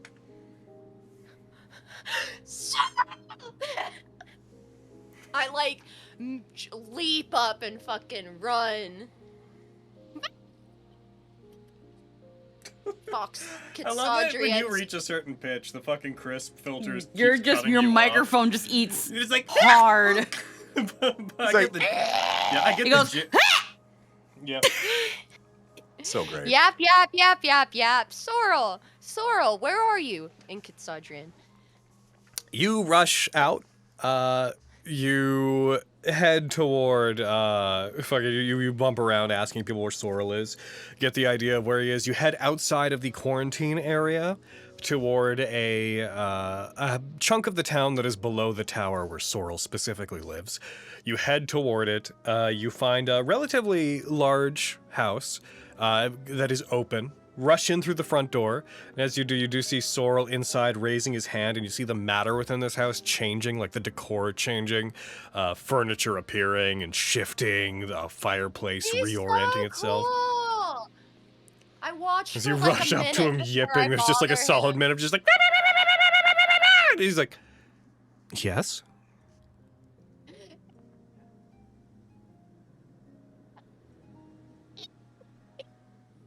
Are you trying to do yips right now? Because you might be getting cut. It's censoring me. This is The only thing I'm It's hearing really is censoring you. The only thing I'm hearing is it's the most obnoxious yapping sound. Is it a bird dying? No, it's Pepper as a fox freaking out, yapping at, hey, you said, Oxalia said something about my family. Is our family here? Can I introduce them to Scar? Can I introduce them to Lilia? I can't believe Kathos left without getting to meet my family. Sorrel, you said you would tell me. Sorrel, is it true? Are they here? I need to know. I'm just losing her fucking mind. Chihuahua fox. it's only been about half a day since you got back, so no, they're not here yet. But given the circumstances, given that this all would have been a whole lot worse if it wasn't for your efforts in the pits, and given that you definitely succeeded at what we sent you to do, the college has seen it fit that they should be invited to come and live here. I like pop into being Pepper Girl. Yes, it worked. That's what I'm doing right now. I'm preparing this home for them. Well, my mama's not gonna like that sofa. I'm just saying. She's got. Listen, I know y'all are related more than. I don't know. They're all very particular. Well, Good luck. my sister will take whatever I leave for her. He snaps his fingers and several things shift around. Okay, well, you can say that because she's your sister, but she's my mama, so I can't say that because she'll kill me. That's true. I haven't seen your mother in such a long time. Yeah, I mean, my whole side of the family didn't even like we knew we didn't know what you were up to until like sometimes patron. But I know, like, it's been forever, and so many things have changed, and Mama and Mom and you haven't even met. Oh man, there's so many of us. You're not ready. I'm not even that annoying as far as we're concerned. You're gonna lose it when you meet Cardi. Cardamom is so crazy. I'm sure I will. Oh, and time. Basil? But you'll have me to help. And most of my siblings like me. A My lot mom of has things died, are I'd be- changing. Yeah. The currents of this world have been restless. Yeah. It feels like whatever happened at Agony's throat, or under it, probably has changed things forever. I think that what happened in Agony's throat was a symptom of something else happening. The amniotic miasma. It's something that we thought was dealt with a long time ago. But it would appear it was only assuaged for a while. Something's happening. Something is forcing things to progress. And it's not the only instance of this that we know about. It'd be Is there difficult to more? explain some things to you, but Try. there's some ancient world-turning forces called the Grand Primaries. They've begun to reach out into the world more and more frequently recently.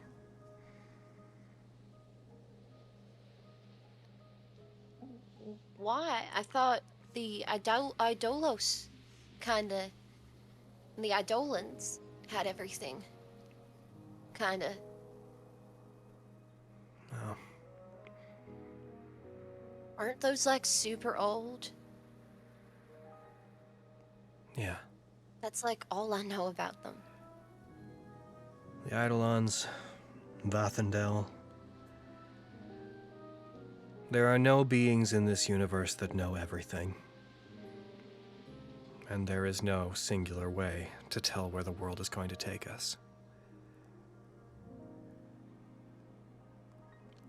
But why now? A long time ago, Have they been... at what you might call the start of time, if you were naive, the Grand Primaries appeared and decimated the old world in which we lived. The Eidolons and the beings that we would come to call the primary gods worked together to seal them away.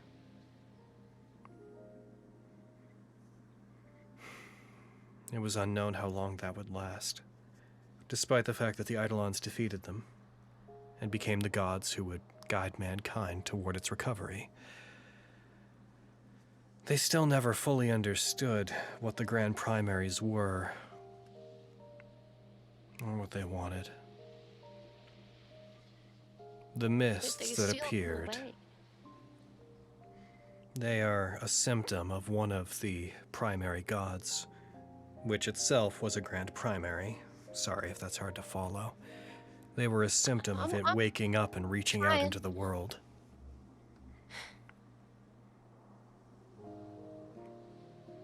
So, it's reaching, but...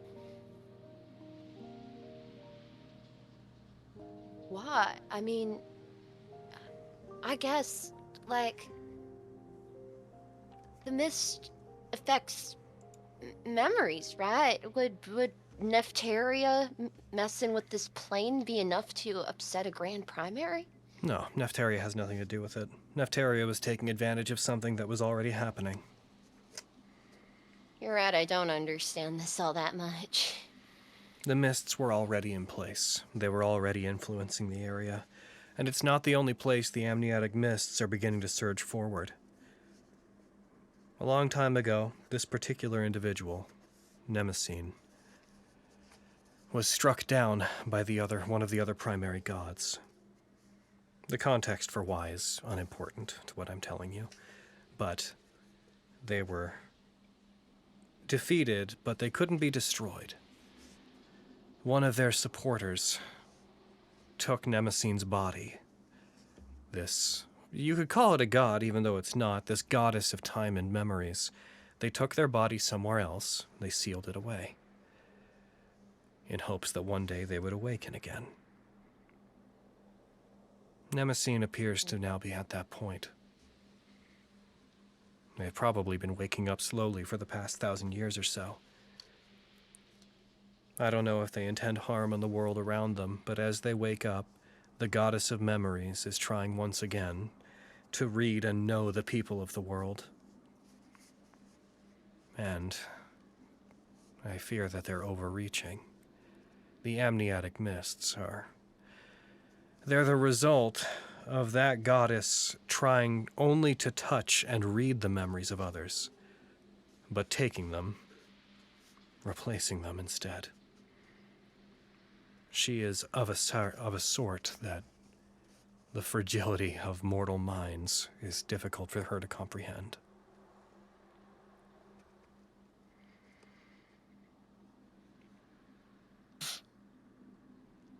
What do we do? There might only be one person that could know what to do about this. He's the only person who's been alive since these Grand Primaries showed up to begin with, back in the Age of Sundrance. Whoa, what, like a sorcerer or something? Yes. The greatest sorcerer who's ever lived. The man who could wield magic back before magic could be touched by mankind. And that's crazy. Who... I have nothing weighing on this, but like, if we knew a name. Oh, of course we do. Oh, He's very closely associated with the college here. In Really? fact, one of these towers is his. what? You never told me that, and I thought. Oh, there is that one tower you didn't. You kind of vaguely were like, well, that person's not. What? So they're the person who owns the what? What's? Sorrel, you're holding out details. What? I'm not holding back anything. What's their name? Greg Elgagor.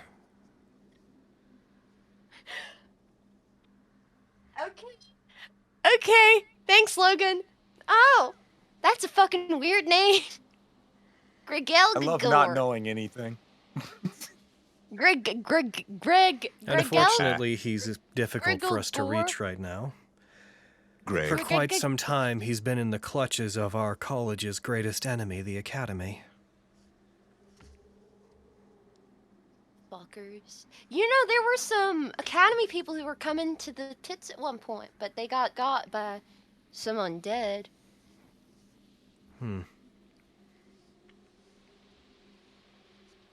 But wait, he's like at the Academy now? He's in the Academy Island, yes. It's like the worst place for a sort. And we've God been given damn it, orders not okay. to try to get him out. Okay. So what do we do till he comes back? Investigate. If he comes back. Confer. That's what we do best. Last At time we least spoke there's to that. Grigor here, he was cryptic about it, but he was certain that the tides of power in our world were beginning to shift. And he was trying to research, specifically, the Divine Curtain and the Primal Gemstones, which I know you only know a little bit about, but fragments of the... Constelliquary! I know that word! Well, Constelliquaries and the Primal Gemstones are different things, but they are related.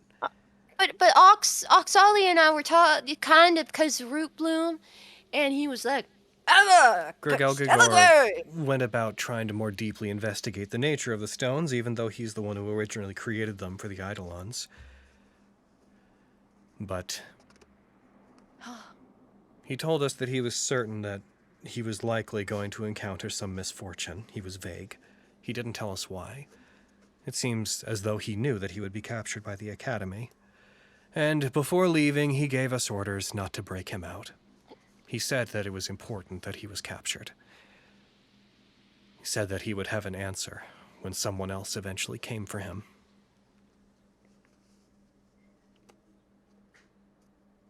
He's very difficult to work with.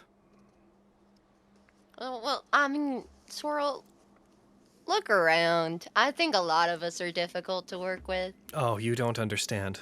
This is the single most infuriating being in the history of the planet.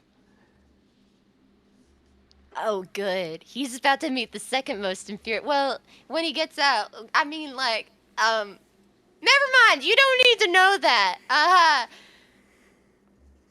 It's funny that he's infuriating. That's all. Anyway, all of this is stuff that we're dealing with. The Weblorn Tribunal is collectively deciding what we should do about it. If he doesn't return soon, we'll have to make plans without him. Who would it fall upon? I know there are other people at the college that are part of the. Oh, that's on a Big need-to-know council. basis, kiddo. I can summon a DGR now. You guys don't even know how cool I've gotten. I'm getting really good at this magic thing. With magic you gave me. Thank you. But I'm learning stuff. This was a good point that when given an opportunity, I can at least somewhat... B+ is good. It's passing, so I can rise to the occasion, Sorrel. I want to help. I want knowledge. That's all I've ever wanted. Then study. I will. I gotta become a wizard. In my own way. Not the way that I was trying to before when I almost flunked out. A warlocky wizard. Wizlock.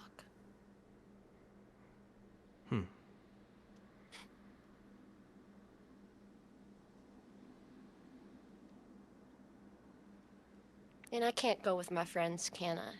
If you're gonna give me all the no's, you might as well give them to me once. They intend to leave? At some point. I suspect that there are other forces that are interested in them. Well, According to yes. Oxalia, one of them possesses a means to cure amnesis, although in a limited, impossible to Yes! replicate supply. Right. I figured we could at least stamp out any chances of contagion within the quarantine zone at least. It's a start. I mean, this Tomaway chick was able to make water that was purified enough to freaking... We would not stop you from going with your friends if you wanted to. But if you want to continue your studies, you will have to stay here. I have to get stronger first. And I have my own research.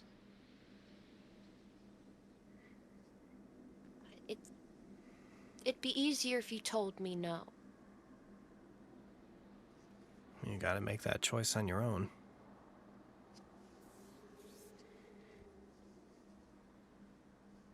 I'll join them when I catch up.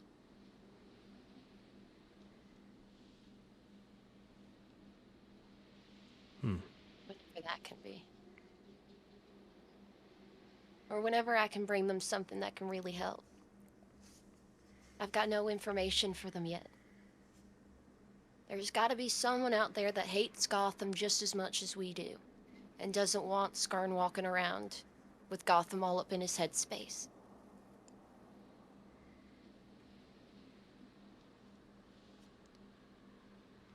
Sometimes you have to trust that people will find the path to walk on. Yeah.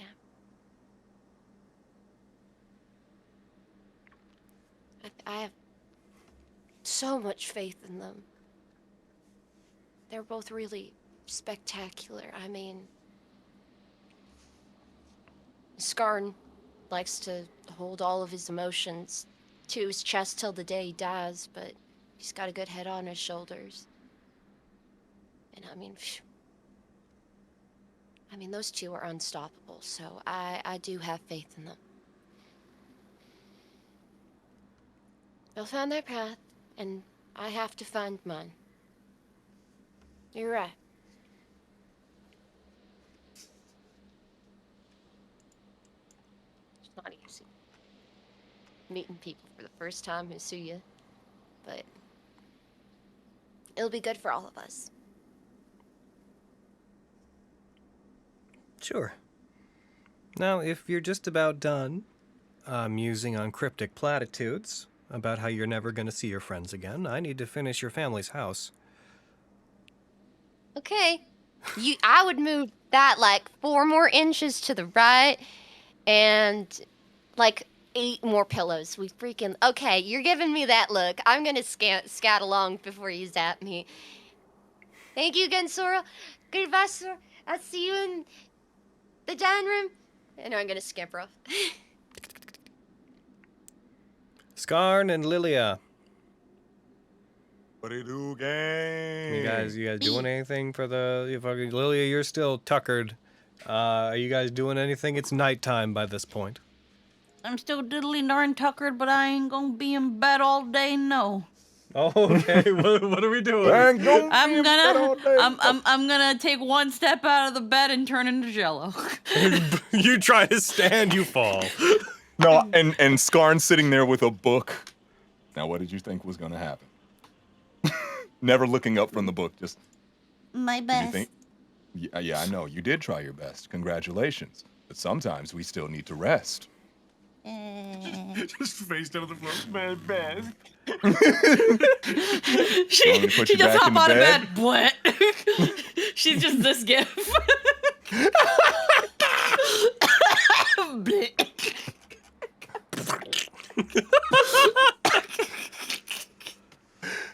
All right. New bunnies are too. Skarn puts her back in the bed. He's just like, all right, you want something to eat? Something? I don't care. God, this sucks. I want to get up. Who almost died? Because they overused the power of a sentient weapon? Hmm? Who saved the last remaining survivors of a town doomed to And die? you did phenomenally! I should be able to do it. I what? Well, talk to your body about it. I don't control how your body is dying right now. Yeah. Yeah, blame the sword. Looks at the sword. You did this. Rupa could have just. Rupa, you should have just done me the solid. Instead, it took my liver. Oh, she just did me a cool one. Instead, he fucking killed me. All right. God damn it. Skarn has no. Well, we're in the college, right? Yep, you're in the town surrounding it. Lily, I'm going on a walk. I'm gonna look for I want to see if I can search around where I am, or anywhere that we can go without them trying to fucking stab me for leaving my quarantine area. Okay, so then To like you're look gonna for leave me. anything cool. So, like you're gonna completely leave me unattended, and like I mean I'll We're totally at stay your here. house. Raid my place? You're gonna completely leave me unattended? You don't think I'm gonna try to leave again? All right, I'm dragging you with me. Yay! Uppies! Puts her, just grabs her like a bag. Uppies! You know what? Actually grabs a tote bag and puts her in like a chihuahua. Yes! That's a Feel big-ass the rain on your skin. No one else can. No singing. Oh. But I do want to search around just to see if I maybe, just in case, have any latent memory of this place. We were reactivated. I have my evil death memories, right? Sure, kinda. We'll need to figure out what that means. Roll me, You know, roll when me, my roll me mom both died a and all that wisdom shit. check and an investigation check. Okay, wisdom check. Okay, where you at? Wait, ooh. Whoa, oh, that's the coin, sorry. 17 wisdom. Oh, for a 20. And, 20 wisdom. Woo! And you said, what else? Investigation. You're so wise. Investigation. Investigation. And that's an 8. So I got As a 20 you- on my wisdom. As you move around, memories do come back to you, but very vaguely in that way that it's difficult to remember things that happened when you were 4. As you look around, you pass by one of the massive spires, one of the huge towers, and looking at the area around you, you have a sudden recollection of looking down into the part of the town you're in from that tower. The scenery around you sparks a memory of yours, but you remember being up on top of this thing in one of the outside areas of it, looking down as a child across the town. You remember spending most of the time that you were there locked inside one of those towers, which, to be fair, you could fit a small town in these towers. They're huge. Yeah, they're and big tall. But you remember, your memories are mostly of looking out toward the world, but being sequestered up in one of these things. Huh. No wonder I don't like being in the pits. Didn't like being in the pits. Seems like I was stuck here a lot. This place looks really familiar.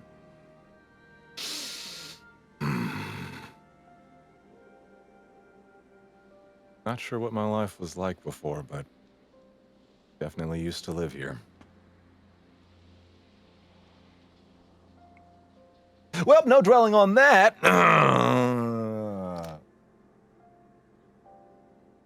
What else can I figure out in this small town of townage? I say small town as if it's not a gigantic freaking college. Huh? Oh, nothing. I'm just here. No, I understand. Oh, I cannot think of Both of you? any other. Both of you roll me a charisma check. Kawima check. Kawima. 16. 4. 4. Why? The damn exhaustion, bro! I'm getting done dirty! Oh my god! I'm getting To be done fair, so it's actually an dirty. issue with the system. It shouldn't be giving you a -4. That's not how exhaustion works. That's because the 2024 rules are bleeding into the rule set. So technically, that should have been a 8, which is not much better. 8. Well, So Skarn, yeah. you feel sort of just a slump on your back because you're like carrying Lilia, right? Yeah. You feel a slump on your back and soft breathing as you detect them fall asleep on your back. Oh, sleep. Wait, And you were then- tired? And then Skarn, your own eyes begin to feel, your eyelids begin to feel heavy and you briefly feel drowsy. But you become aware of it. After a moment, wrong. however, your eyes begin to close and they just unconsciously close for a second. You feel your eyes kind of squint and tighten, and then you open them reactively as though fighting this sudden impulse to fall asleep. And when you do, Skarn, whenever you open those eyes of yours, Lilia's gone. What the fuck? What? And you are no longer where you were. Where am I? Looking around, middle of the night, no stars in the sky, no moon above, no moons above, with barely any light to go off of. You find yourself to be in the countryside, pure darkness surrounding you. But as your eyes search the landscape, you see several dozen torches, about a couple 100 feet away from you. As you see a variety of individuals all wearing dark clothing, illuminated only by these torches, holding them up, standing at the side of what appears to be a river or lake. They're looking away from you.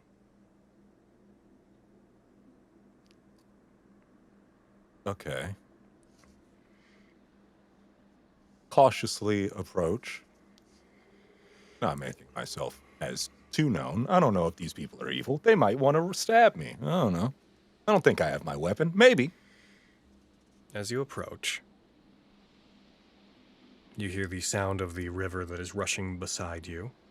Everything seems muted. You're very used to the echo of sounds in caves. Everything is very dry by comparison. As you walk forward, they do not pay attention to you. In fact, you get close enough that you recognize that they should see you and they cannot. And you see a mountainous wall of stone. You recognize the side of a cliff as you recognize, looking ahead of you, what appears to be a wall of thorns. And it takes you not but a moment to realize you are looking back at, though it's difficult to recognize in the middle of the night, you are looking at the entrance to Gilligan's pit. These individuals, all wearing these skeletal metallic masks on their face, are all holding up torches, looking toward it, as there is a scratching and grinding sound coming from the thorns. And you see standing at the front of them, one individual with a dark cloak pulled over themselves, standing rather short, about 3.5 feet, very long goblin ears poking out from under a hood. Same mask worn on their face. You see an individual you recognize to be the back of the head of Conglo.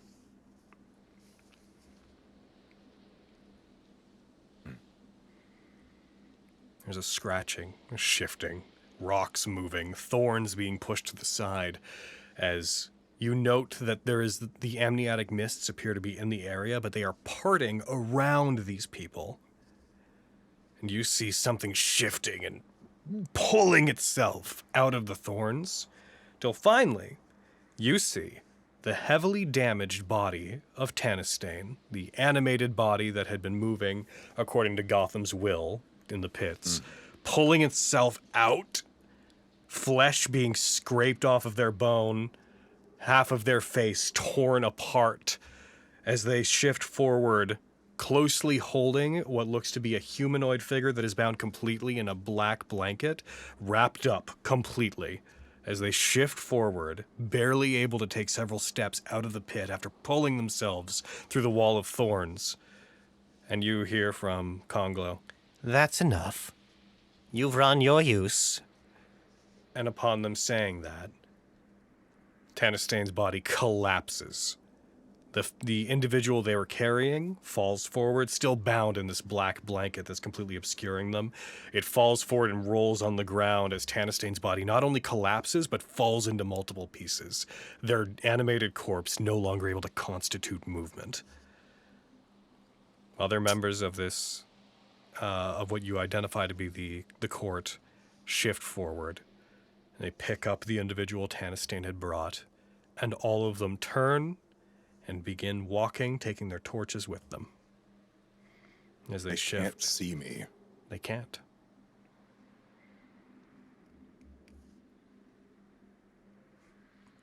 Can he see me? If he can, he does Congloth? not. If Congloth can see you, they are not recognizing you. They're not making it evident. Alternatively, Conham. Conham. I had to say it. Gothglow. I'm going back on mute. Gothglow or Conham? All right, we got a perfect new thing to send to Hot Topic. We got a new makeup line. Gothglow. Gothglow. Okay, so they don't see me. I'm kind of... Well, realization. That... That's one of my dead sisters. Woo! Sick nasty. Look. All right. Are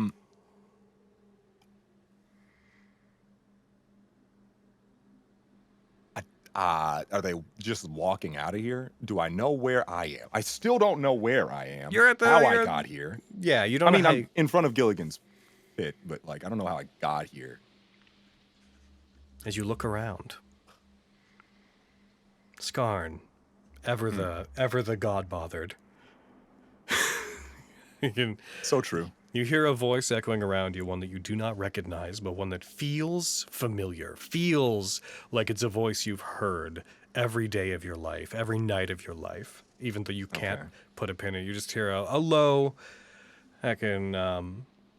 apologies. Your dreams have not been your own for most of your life. And I had to co-opt one final one to show you what had become of your other. Honestly, I believed this was gonna happen, but didn't think so soon. You see stars reappear in the sky one by one as a soft light illuminates everything around you. No moons. In the sky, you see the sky is different than it normally should be. The sky has this purple hue, this like shifting almost, the way that light refracts out of shifting water like in an aquarium. You see that light pattern moving onto the caustics, moving on the sky above you, and stepping out from behind you as if they'd always been there and slowly gliding past you. You see what looks to be a Kitsadrian individual, a foxman, wearing robes that look foreign. His hair is glowing with this soft bluish tinge, his tail behind him. Also, I've shared this picture before, but I'll share it again. You see this man stepping out from behind you. Oh yeah, I remember this guy.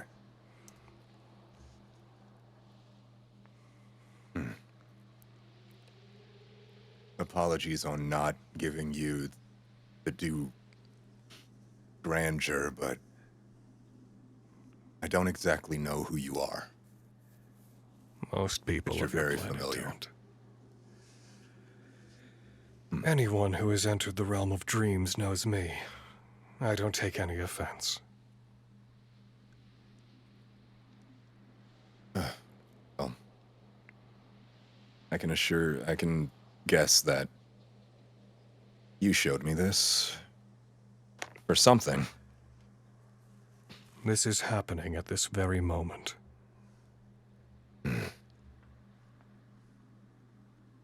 It is a dream of what is. No hypotheticals, this is the truth. Gotham, a tyrant who terrorizes both the living and the dead. They're gambling on two outcomes. Two bodies that they wish to eventually make their own. One ever so willing, but dead. And the other, more suitable, but resistant. You're the latter, of course. I detest his concept of eternity. He rebels against life and death, and against change. If it were up to Gotham, mankind wouldn't so much as dream. They would be still forever. But that's not why I showed you.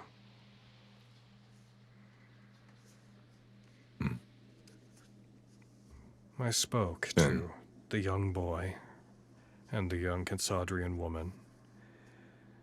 They freed you from the dream that you were trapped in. Thanks to Nefteria, your dreams have never been your own. You've lived a false life. Thanks to you removing Nefteria. The people of Gilligan's Pit, though displaced, this night will have their first true, genuine dreams. For many of them, the first in their entire life. Well, that's good to hear, honestly. You made this possible.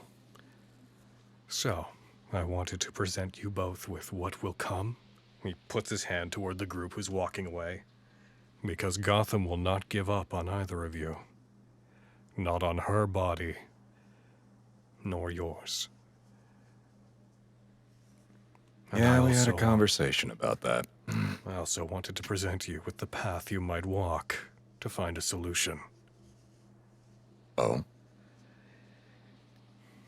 He turns, and as he turns to look behind him, you see sunlight break through, begin to emit from the space behind both of you, and as your gaze follows his, you see that you are now in a expansive world, an expansive realm of crags, of forests that lay out before you, appear to be on the top of a mountain, looking across the scenery toward another, rather idyllic-looking set of twin mountains that are piercing up into the sky, that have this layered series of towns running up the side of them. And at the very peak of one of these twin mountains, there's what looks to be a temple. Not a temple as you would know it, a temple in the Eastern sense, like a monastery. What's This is- this supposed to be? Oh. This is a path that your father once tried to walk.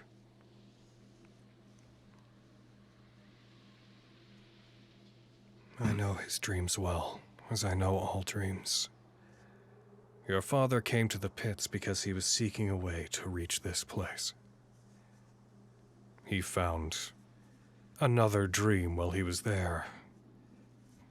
A family that he had, and he settled. But the reason your father sought out Tomoe was in hopes of one day reaching that place. If you wish to find a solution to your connection to the god of undeath, find the path that your father walked, and walk it yourself. Complete his journey. There is one there, and he gestures out into the distance toward those twin peaks. who will likely take an interest in you.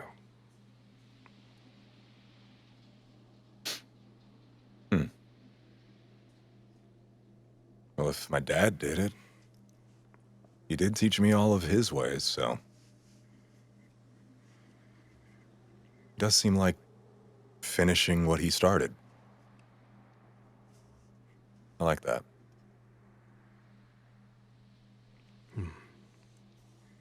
And with that, I leave you. I hope this is the last dream you ever have that is co-opted by a foreign being. When Let's you hope. sleep properly tonight, you will dream of whatever your heart desires.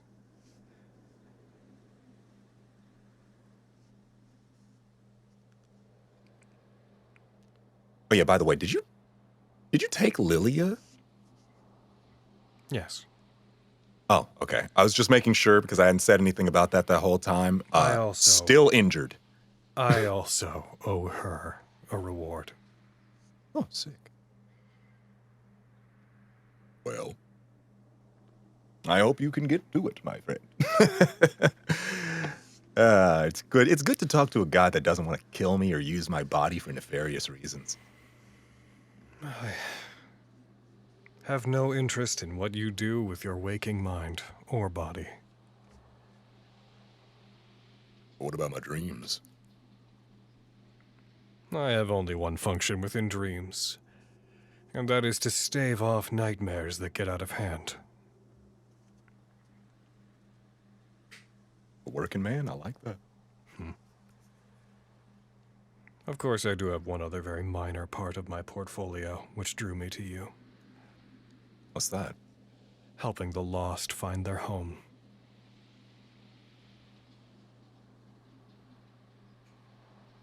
Well, thanks for that. Definitely just left my home, or what I thought was it, so. It's good to at least find another one.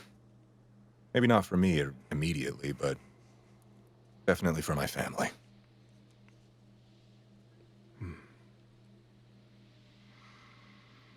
With that, I bid you adieu. I wish you pleasant dreams.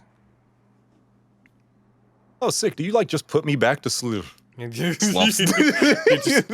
have the sensation of opening your eyes back in the courtyards of the college. Just... Sick. Lilia,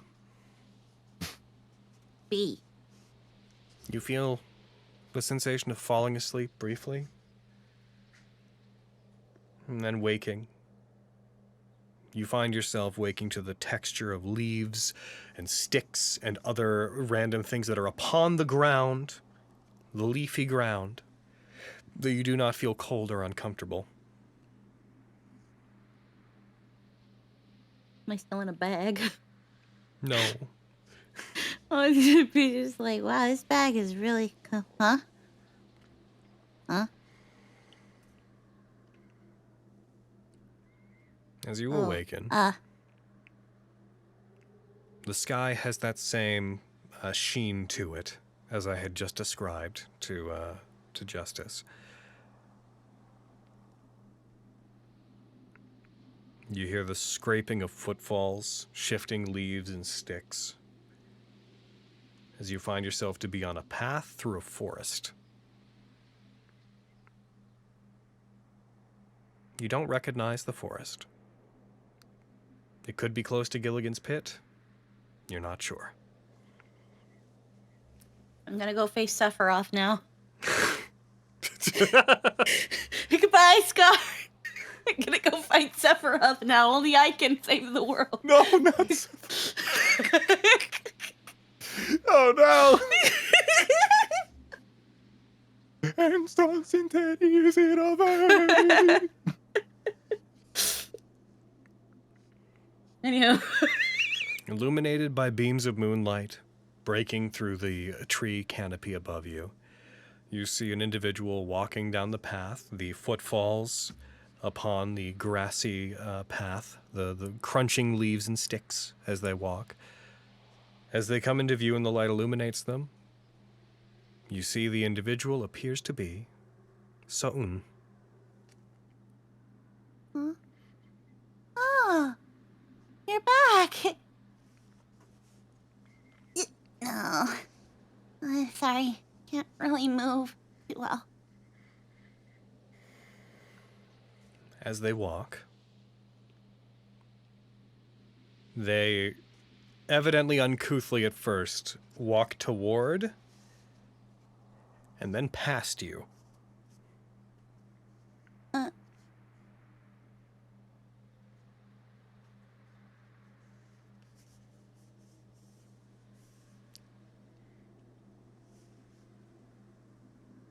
Hey,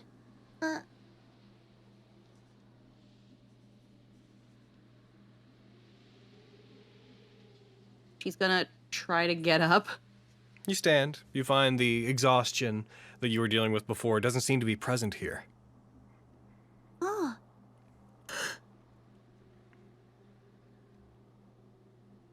Oh, I can move. Soon. They don't seem to hear you.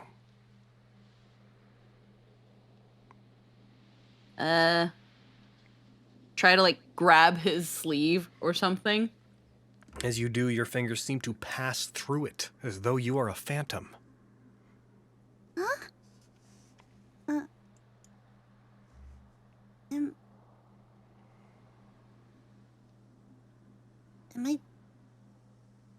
Am I dead? Hey! Just keeps following, trying to grab at him. You hear a voice speaking up around you. This is a dream of what is. Hello?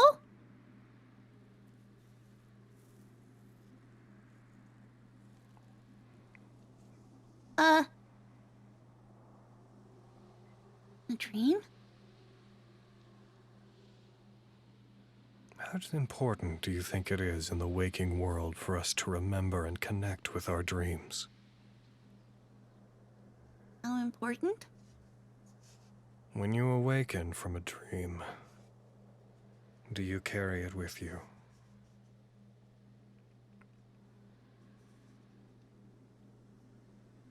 Sometimes. I try to.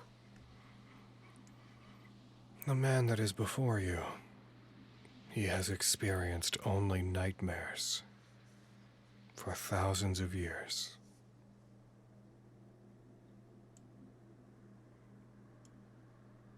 I feel, and I believe that you would agree, as you see, or rather you feel a hand upon your hand, as you see, look down toward it, and the same individual, same image I showed you before, that person is now standing beside you, very gently taking your hand in theirs. Perhaps he should have one pleasant one, even if it's waking.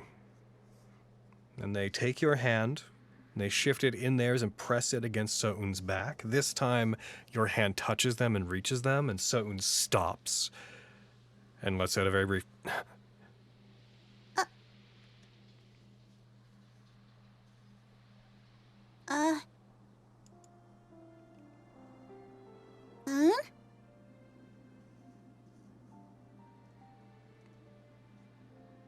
I can hear you. Oh.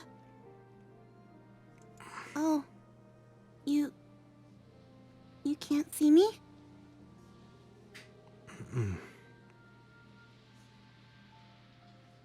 He reaches up and he taps his temple. I can hear you in here. Oh. Are you okay? Never better. I assume with what happened that you probably were taken to the college, if anywhere. Yeah. I'm recovering. Did everybody get out? Everybody we could. Except Desmond and Commander Dendron and Linnell. They stayed behind.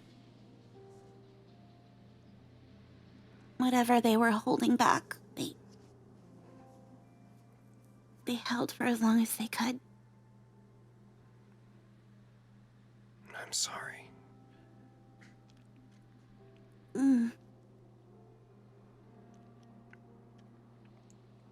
I think they all knew.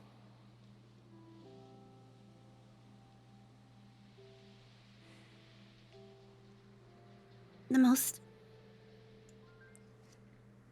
most we can do to repay them is to make sure that we never forget them. Yeah. And where are you? Leaving the pits. You're still down there? Well, I'm outside now. After I woke up after everything that happened, I was closer to the surface than I should have been. Don't know why. I have a suspicion that Hirohito might have done something and tried to remove me as far from danger as possible. Unfortunately, that also took me out of the area where I could have helped you guys.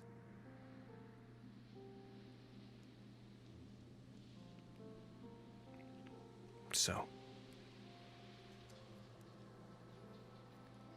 I am making my way to where I believe the college to be, in hopes of getting answers from them. But along the way, I've got to hit a few towns because I have to spread some news. Which towns? Any that I can find. To progress along the path that I want to walk, I need to be in a world where people remember what happened in Gilligan's pit as a tragedy. People need to know that there were no survivors. That needs to be what people think. We're already being quarantined.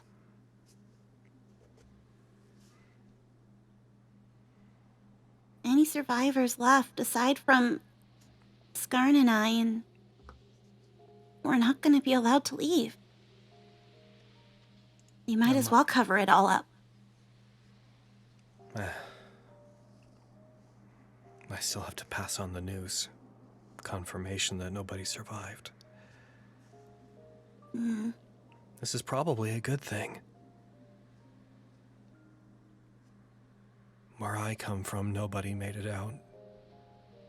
But maybe that was always a misunderstanding. Maybe this is what always happened.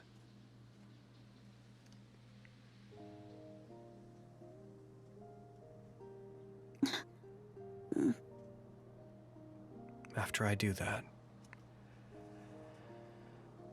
I'm going to find my way to the college, and I'm going to wander in their illusory forests until they take notice of what I am. And then I'm going to find my way in there, back to you. You know I can just ask Pepper to let you in, right? That would help. That would expedite Yeah, it the would. process. You can just ask. Okay, I would like to be let in when I get there.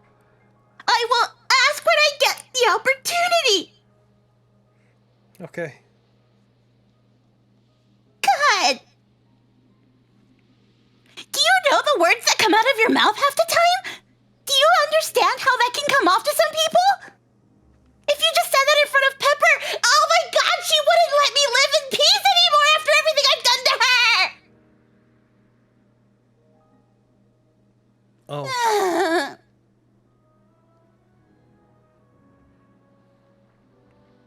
I thought you'd be happy to hear that I was trying to get back to you. I'm over the moon ecstatic! Is that what this is? In a way, yes. Okay.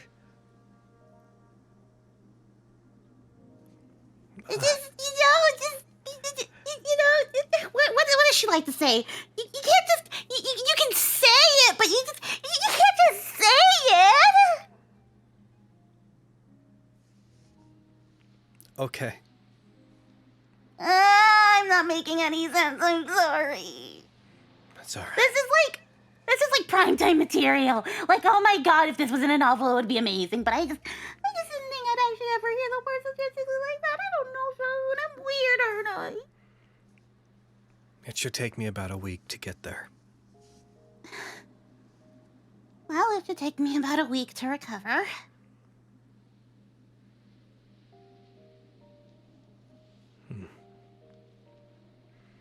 Do you want me to bring you anything? I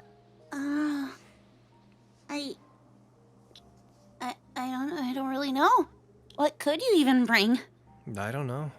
That's why I was hoping you would tell me.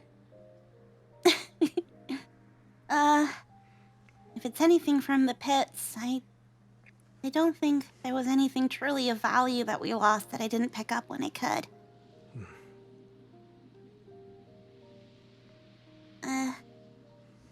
Just you're good enough. Oh. Hmm? Well, then I'll get there as soon as I can.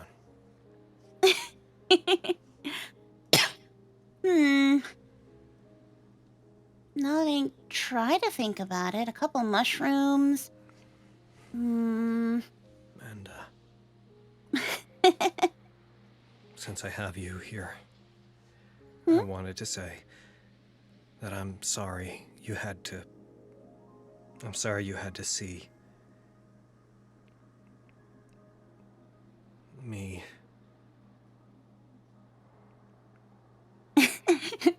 When you were shorter than me and cute? That you had to see what I carry around inside of me.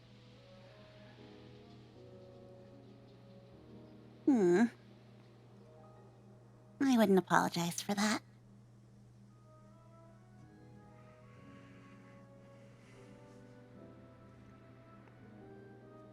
I mean, the circumstances weren't optimal, but I'm happy being able to learn more things about you soon. Or should I be calling you Samurai? Or, No. That name has no home in the world anymore. There's only a few people that should call me that. And also, if that name were to get out and anything that I do were to become public knowledge and people knew that Samurai was around, and if that news, that knowledge, if it ever were to reach the ears of my friends, they would learn about me too soon. And it would mess with me meeting them properly. When I met them, they had never heard my name before, so it's very important that my name stay out of history.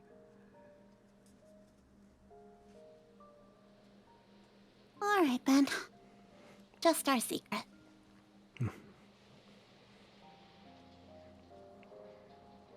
I won't utter it to a soul.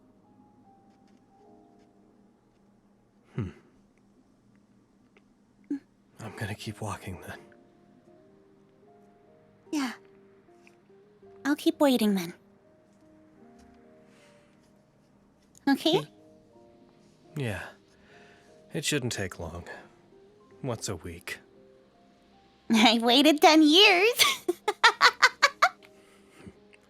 He takes a step forward and continues walking. As he does, your hand's contact with his back breaks.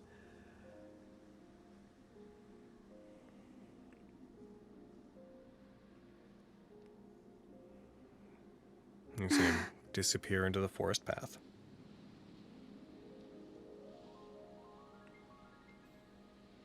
God, he's so romantic. He doesn't even know it.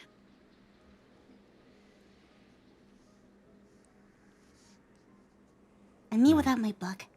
Weird Kitsadria man?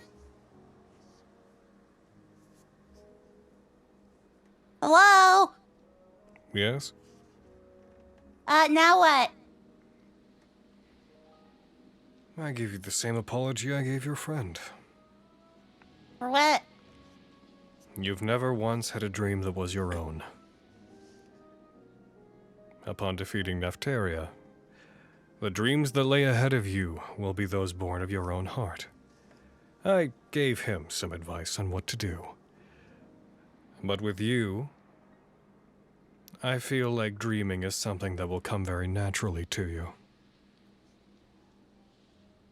I look forward to watching what it is you dream about, and how you bring those dreams into the waking world.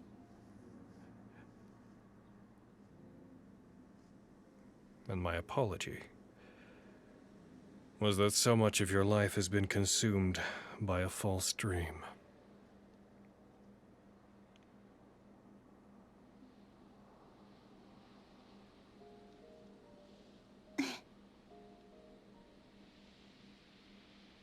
It's all right.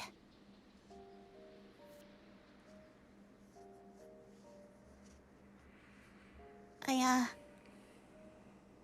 still believe I can make something out of it. Maybe I got a couple things wrong, but I'm pretty sure it was still my dream from the very start. If it wasn't, then I wouldn't have held on to it even until this very moment. Yes. It's not that it was never my own. Neftaria took what people wanted and implanted it within their minds, created a pleasant reality that was an attempt to make it dreamlike. Your flower field, it may have been something that you created. It may have been something that they co-opted, but it has always been yours. And dreams are never so simple. Your flower field may not be a physical place, but that does not mean it cannot be symbolic of a person or an idea. That's for you to decide.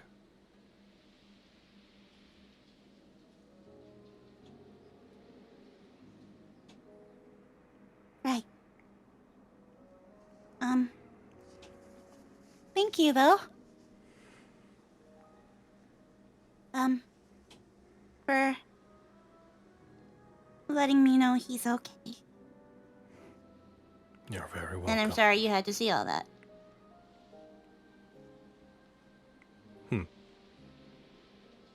I live within each and every dream that mankind has. I walk in all of them, watching for the emergence of nightmares that may plague them. I promise you, you've never dreamed about anything worse than what I've seen. Thank you. Though some of your dreams have been particularly entertaining. Thank you. I will return you to your friend now. Thank you. You blink and reawaken upon Skarn's back.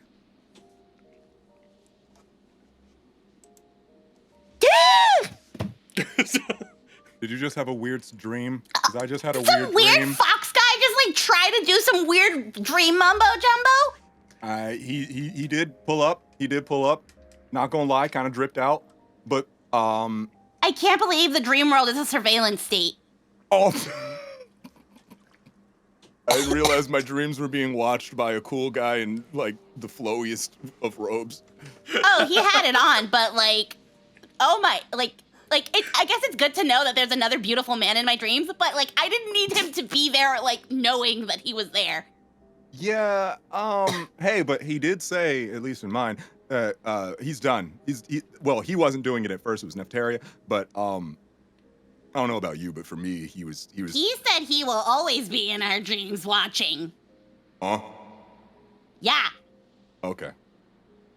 Well, that's cool. Somnus deep state. here for it. But it. So, did he show you like what is like currently happening? Because I got some information that might need to be pertinent for us. No, he showed me something. Oh, he showed you? Oh, that's so cute. That's adorable. He showed you what you wanted. That's adorable. He showed me Gotham. Oh. Yeah, talk about that instead. Yeah. So, And how's that going for you? the pits are gone. Like, we saw them get caved in, but they're gone. The roots took over.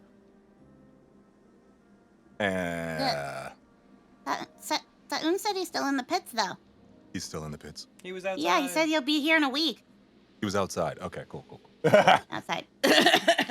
Thanks, universe. He just came out Just in a a guy different from a Like he fucking... just left. Like he just left. You were outside in the dream. Oh yeah, we were outside in the dream. He's not in the pits, but we're outside. Okay, cool. Yeah, But he like just left. okay, cool.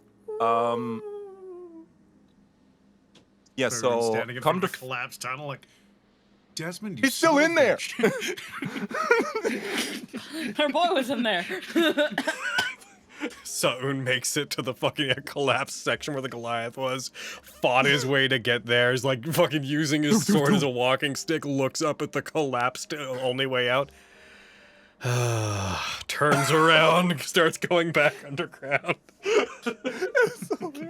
It'll be 2 weeks. 2 weeks. Comes back on screen with a shovel from one of the houses. Sorry, continue. a shovel and full like He's outside. like In the dream, he had gear. made it. He had made it outside. He was outside, and he was walking in a forest. it's beautiful. Yeah, I think I gotta go find Gotham. But before that, I'm gonna go on an adventure. The same adventure my father went on. Was trying to go on. Was trying to go on, and then he got married. Good thing that's never happening for me. Oh, the old ball and chain. I'd love to be chained. Don't take that any other way. Whoa. Oh?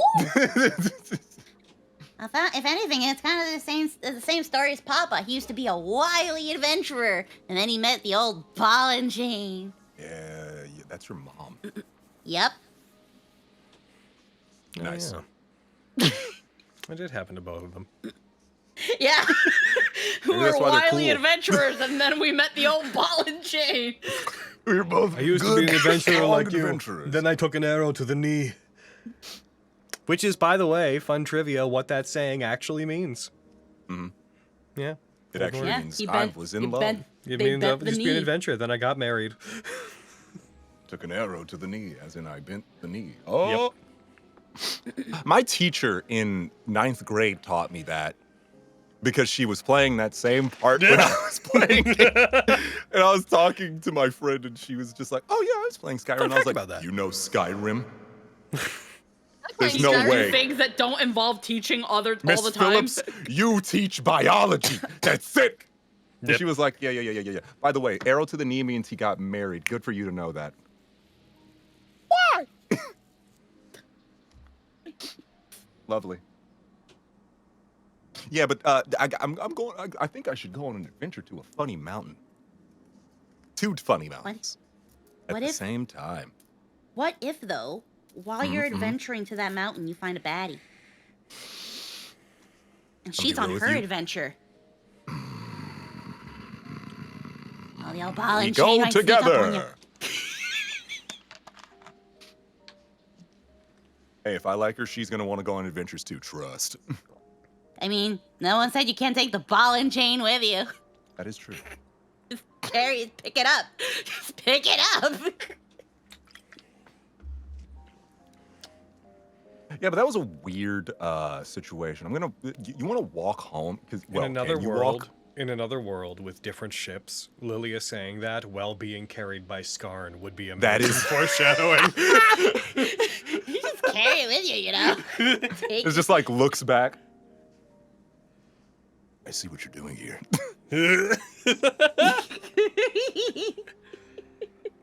Anywho, Anywho, yeah, I mean, I can't walk still. I'm still pretty darn gelatinous in the Alright. bone area. So please don't put me down, or else I'm stuck here.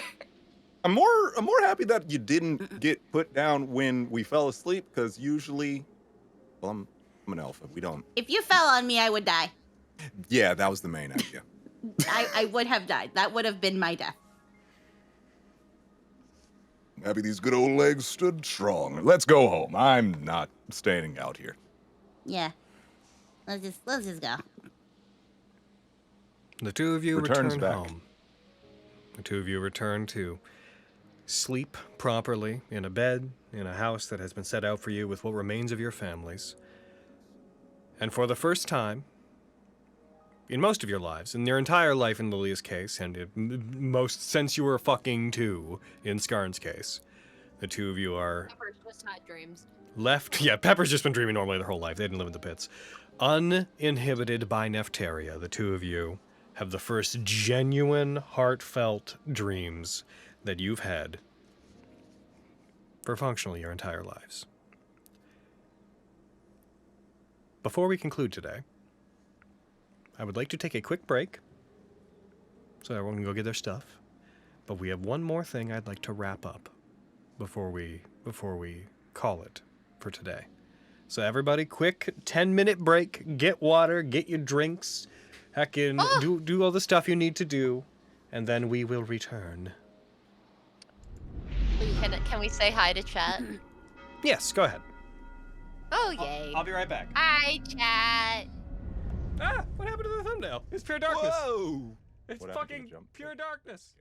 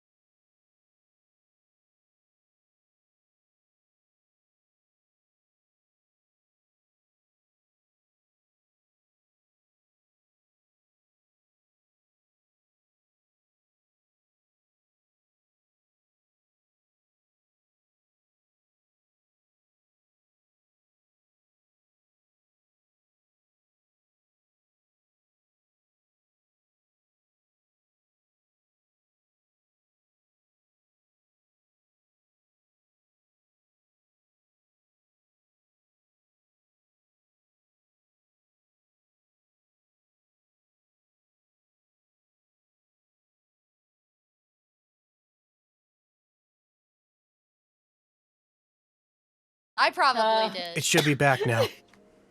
Hi, guys! Oopsie! Oopsie whoopsie! What is it with finales? Right? Can you guys hear us? I've been girling about the fact that Sutton is so cute and he's so special. Sorry, I'd stepped away and I didn't know. My bad.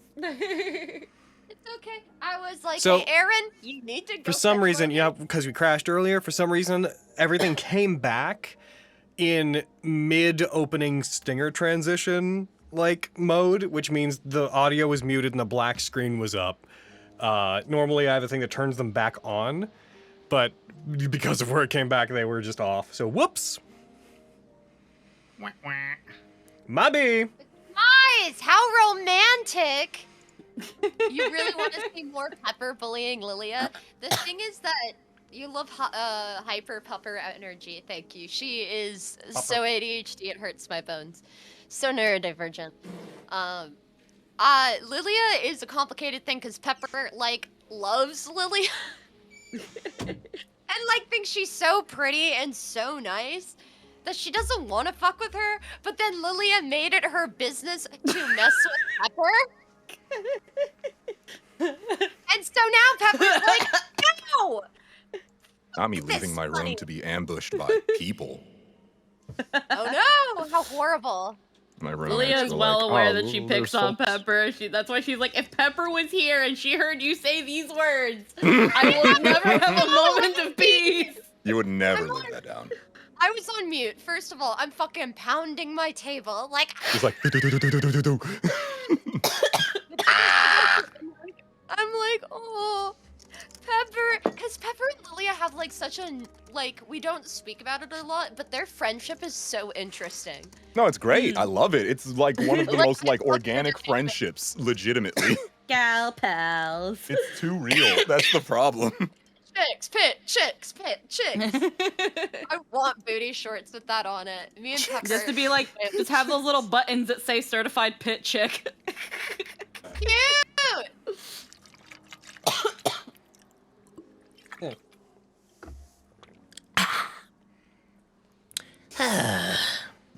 That's another thing we got to put on the on the merch idea. Braden certified pit chick. Yeah. I'll wear those to the next con. Get like racer outfits on them, like those fucking like runway girls. Oh yeah. What was it I was saying at the con? Touch some tits, roll some dice. Yeah, that sounds right. Oh, no one's offering pits. And now look at my butt. No, please don't. But there could be text there. You're gonna touch tits and roll die, and I'm all out of die. Well, we were selling What a dice. move. And we were selling mouse pads. I have yet to run out of die. I also freaking was saying that our mouse pads were boobies with backstories. Oh hell yeah! Boobies with they are. backstories. Pit fiend rolling up to the merch booth at a con. Heard there were pit chicks here. I can't believe the pit fiend was like, hey Pepper. Hey, good job out there, kid. You're like, All right. That's like the first time he's talked to me and I haven't been in trouble. they've acknowledged me without being like, what the fuck did you do? All right. Everybody. Would it be good to jump back in? I'm good to jump back in. Yeah. Bye, chat. Okay. Back in we... One last thing. I wish I had like one final different transition ready just for this specific one, just to be like, ooh, look at that, it's different, it's brighter. Mm-hmm. Get rid of that.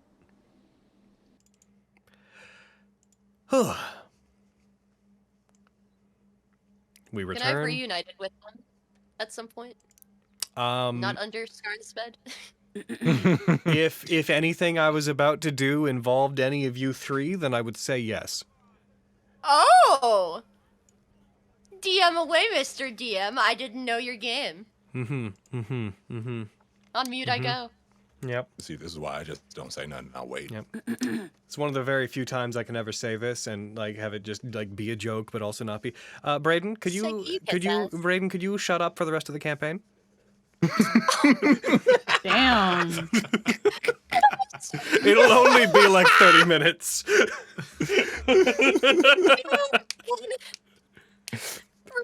Okay. The real like gasp I heard from. It's mean. Shut the fuck up. I'm sorry. I didn't mean to be mean. No, Well, but like I- actually though, shut up. Yeah. I'm going on mute.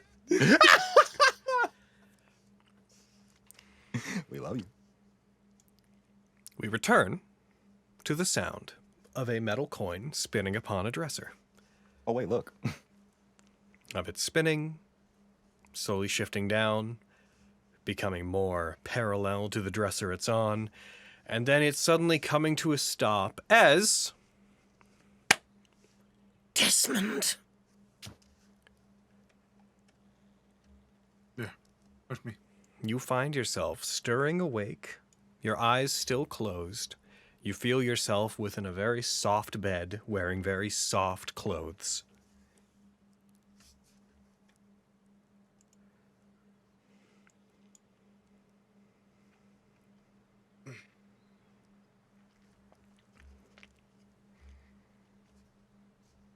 I unconsciously just pat around for my things. You do not seem to have your things. As you wake up, as your eyes open, you're in a very well-appointed room. Certainly a much ritzier room than you've ever been in before. Laying on a bed that is much too large for you, with white and golden sheets and blankets. You find yourself to be wearing what look to be reclining clothes that are also white and gold, and are perhaps the softest material you've ever touched in your life. There's a single door leading out of this room, and in the distance, faintly, through the walls, seemingly coming from below you, you hear the sound of people. Of what sound like a crowd of people moving, the occasional cheer that is muffled enough that it doesn't bother you, but you hear it nonetheless.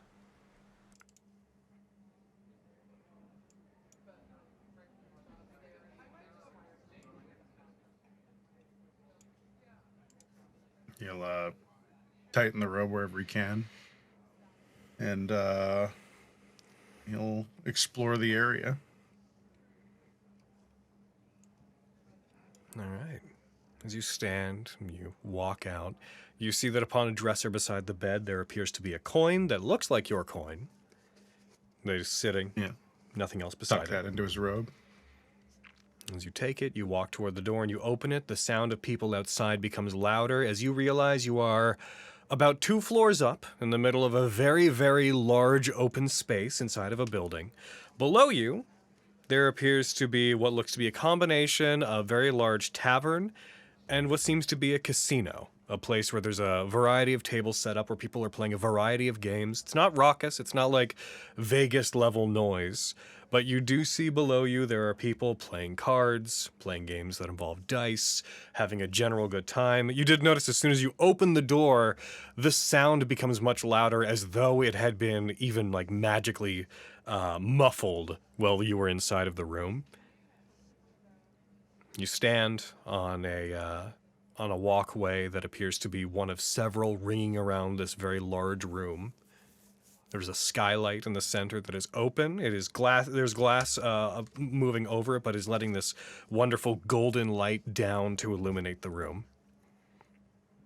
And as you wake up, you hear from beside you, though you had not previously seen them, you hear a voice speaking very, very politely to you, just, "Young sir, you appear to have finally awoken." Yeah. I got a general idea, but you mind filling me in on what's going on? As you turn toward them, you see that this appears to be an individual. They are not dressed in a manner that you're used to seeing. They appear to be wearing a white suit. They have the garb of what seems to be an attendant or a server. They have their arm out and a towel wrapped around one side of it. "What is going on? Certainly. Am I the first person you've spoken to since you've awakened? Yeah, I haven't seen anyone else. Well, look down. I haven't talked to anyone else. Well, then I will be sure to inform who needs to be informed so that you can be properly given what you're needed. But the long and short of it is that you're safe here, young master. Welcome to Territory Roulette. It's all uphill for you from here. In a good way, I mean. Well, that's good to hear.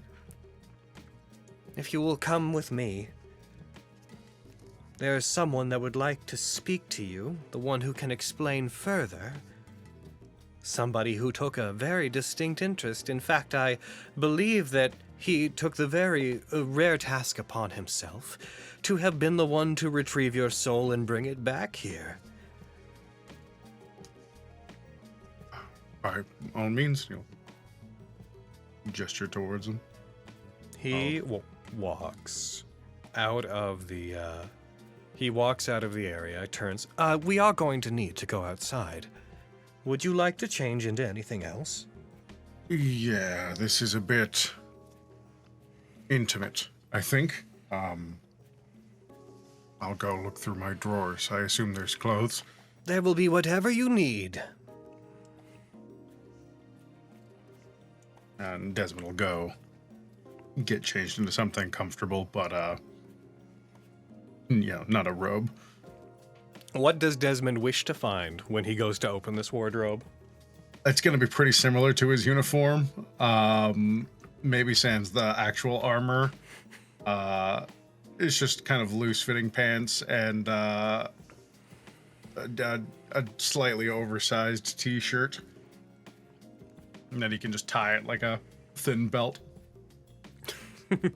Yep, you find exactly what you intend to find.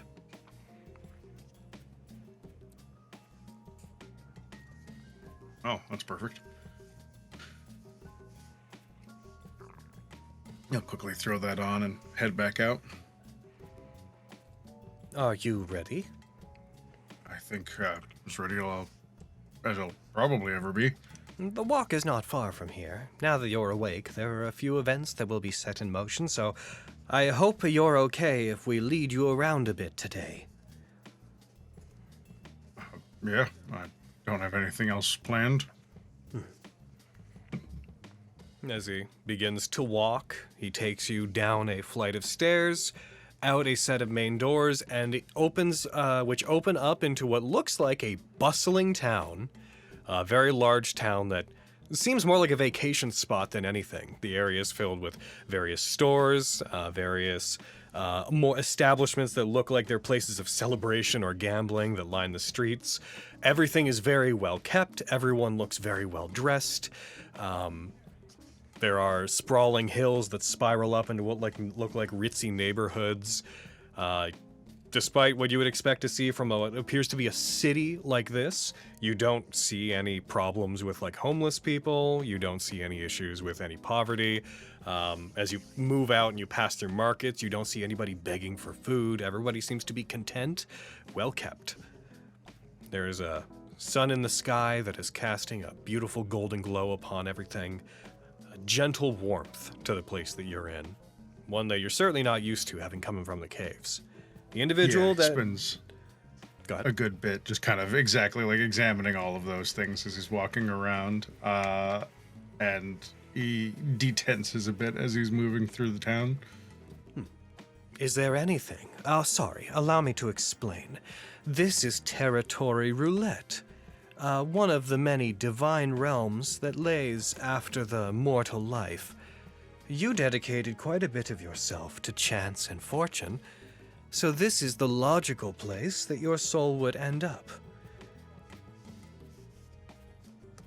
I suppose Makes sense. That is to say.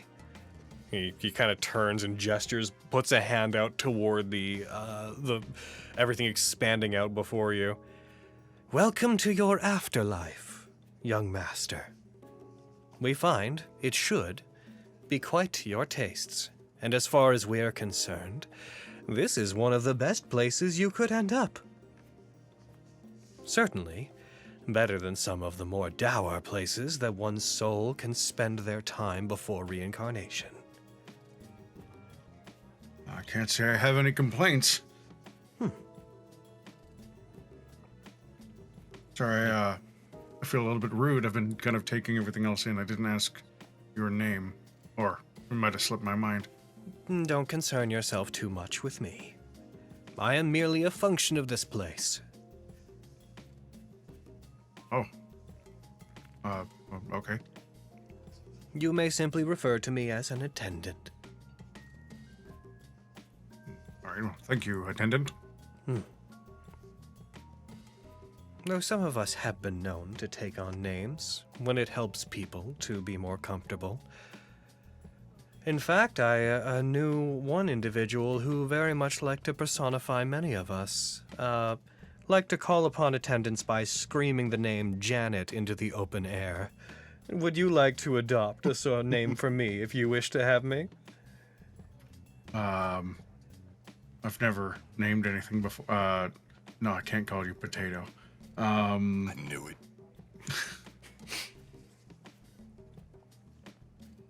You said someone called them Janet, right? Yes. But Jeffrey? Sure. Jonet? You may call me any of Jeffrey. those you wish. Janet, Joffrey, Jeffrey, Derek. Ooh, Joffrey. Whatever suits That's a you. good name. I like Joffrey. Joffrey. Then if you call for Joffrey, you will find me appearing at your attendance. We Thank are you, Joffrey. Right now, though, I need to escort you to the Platinum Wheel, to an office within it. We will be gracing the home of someone you should be very familiar with, though you won't be meeting her. It is one of her direct servants that has an interest in you.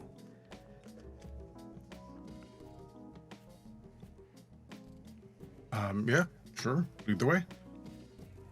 Moves you through the city, eventually leading you to a relatively massive building, what appears to be a mansion at the center of this place. This wonderful, magnificent, almost like pentagons sized building that whenever you move into it, he puts his hand forward and addresses it. This is the Platinum Wheel. Normally, petitioners are not allowed to simply wander in unless they have made an appointment and they intend to gamble something, but today you are a special exception. I'm counting myself lucky. Everybody here counts themselves lucky. That's the point. Walks forward, takes you into it, moves you through this massive structure, eventually comes to a back area, moving past large crowds, and eventually reaches what appears to be an office with a door that has gold ornamentations and such placed upon it. He moves up to it, puts his hand up as if he's going to knock, knocks once on it, and then chuckles to himself. Of course, that's only to make things feel more familiar. They already know that we were approaching. Weird. I will leave you here for now. Once I excuse myself, surely he will open the doors for you. And then, if should you need me, just call for me again. Yeah, all right. Thank you, Joffrey. He nods, walks away. You hear their footfalls until they're out of sight, and then they just seem to stop. As they disappear, the door in front of you hear a click, and it begins to open. As you see in front of you what looks to be a large, well-appointed office, with a desk on the far side of it. Behind this desk is a massive window through which light is pouring through various differently hiccups. Wouldn't be not 19 if I didn't have hiccups at some point. One massive stained glass window through different colors are refracting the golden light from outside. casting a very ritzy, expensive, slightly religious tone into the room. The books, like the side of the rooms are lined with bookshelves that have books on them. There's like a spiral open-air staircase in the middle that leads up to a second floor within the office. But the main thing that catches your eye is sitting at the desk, poring over what appear to be ledgers. You see an individual who is dressed not entirely unlike the attendant you just saw. You see an individual who is wearing a white, incredibly exquisite suit. They have a black cape-like jacket that hangs only over one of their arms. Their sleeves have these bracers on them that are made of pure, well-crafted gold. They have white hair with black streaks in it. And you see that they are wearing a golden mask that has no holes in it to speak of. None for their mouth, nose, or their eyes. You see this individual sitting at the desk, looks up toward you. Please come in. Please have a seat. This persona looking at. Desmond Brandy Barrel. It is an honor to meet you. I can already hear Krebs screaming.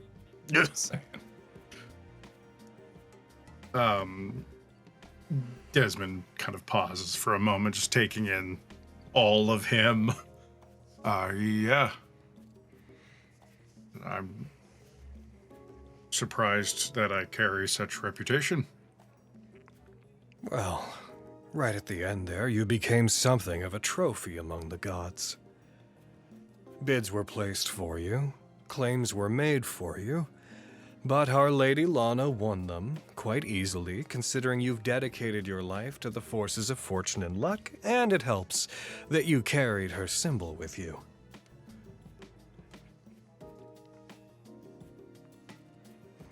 That makes sense. I wish to... Do you walk up and have a seat by this point? Yeah, I mean, he'll stand kind of awkwardly by it until there's a pause for a second, and then he's like, oh yeah. Sit Is down. there anything that I can get for you?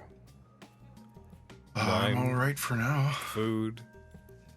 I understand that you were fond of asking people to eat their dirt. Would you like some dirt? No, I never meant dirt specifically. I know. Well, allow me to introduce myself. I am Corinthian. I am the right hand of Lana. I help to manage their affairs, and I help to look in on people of interest. You're a bit of a special case. It's an honor to meet you. Normally, I don't find the souls of petitioners to bring them here, but given that several other deities and their agents were making a play for you, I thought it best to retrieve you myself. Also, you're connected to a favor that Lana has decided to do for another of their deific associates. To that end, your death was curious. Your death was unusual. The force that killed you, why, it almost did damage to you.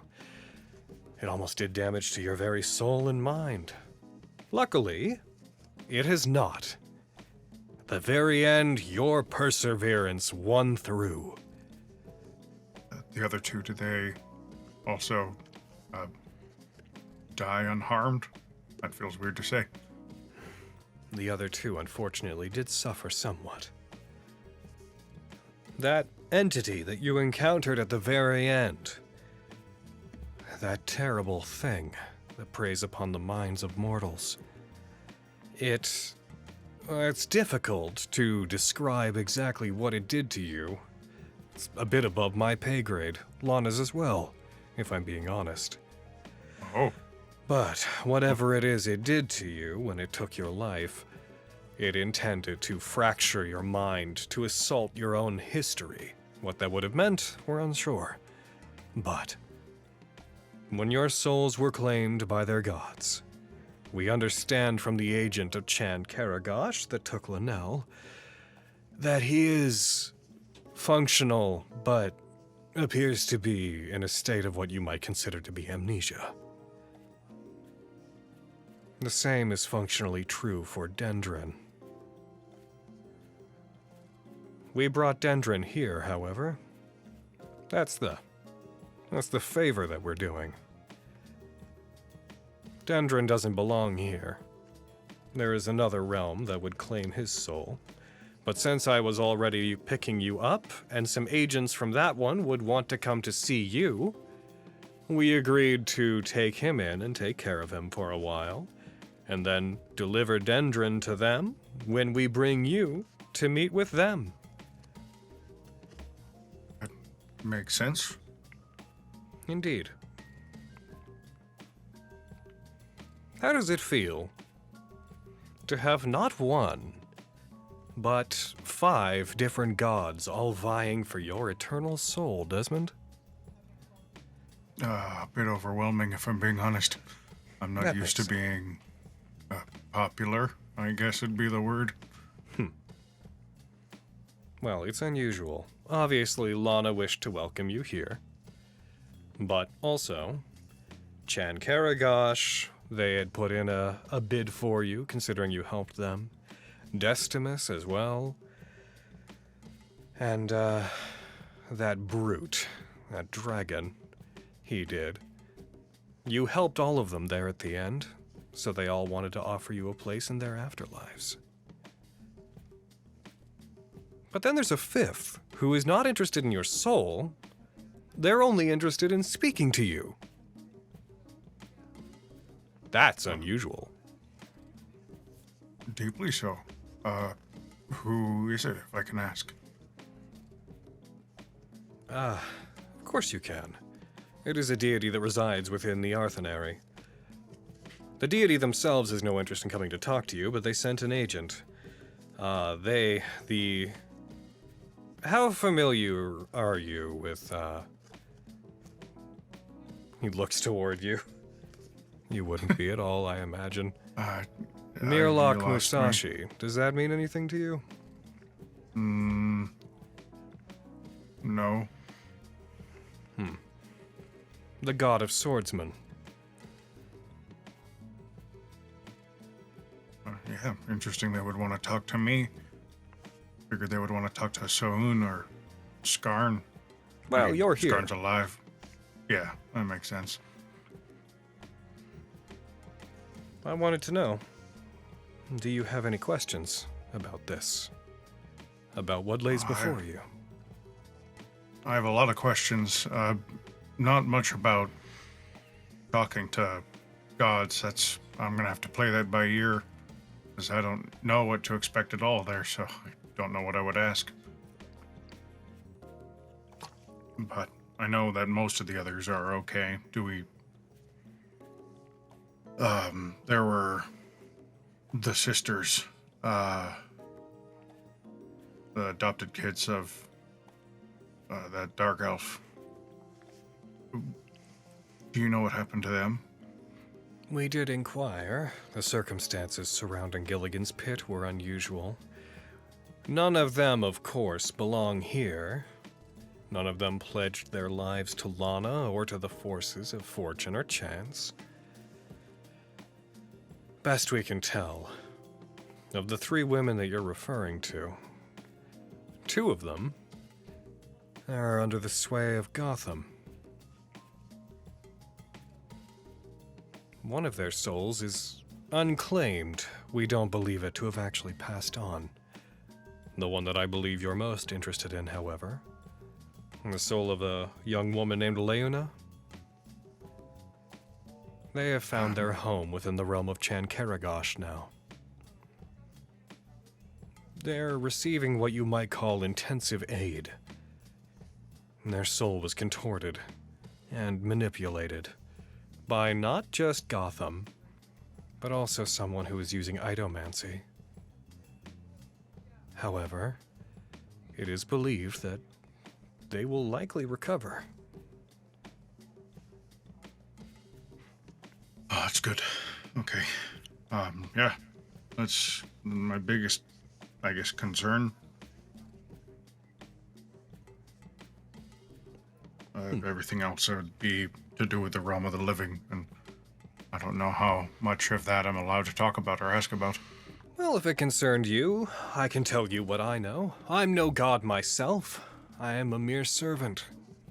But I have privileged information from Lana, and if you wish to know what has become of anyone that was around you, considering we're about to, we're being more demanding of you than normally we do with any of our petitioners, I would be happy to answer any questions you have as recompense. Not just the others. I wanted to know if they all got away, if they're unharmed. They did. They're doing well. Those who were within the area you were protecting managed to escape the pits. The College of Gunguth removed them. They have quarantined them in their own divine realm. Or not divine realm, sorry. I was used to saying God things. They have quarantined them within their college grounds. They're housing them, taking care of them, and seeing to them. They've been there for about a week. That's about how long you've been asleep here. A week? Souls go through a transitionary period where they're not quite fully formed. You would probably know that period to be the period in which revival is still basically possible, where the soul is not quite in one realm or another. It's actually not the first time you and I have spoken. You formed as a lost petitioner. I came to find you and took you here, and then once your soul was here, it anchored itself fully into this realm. When it did, it caused you to be out for about a week, which is normal. Okay.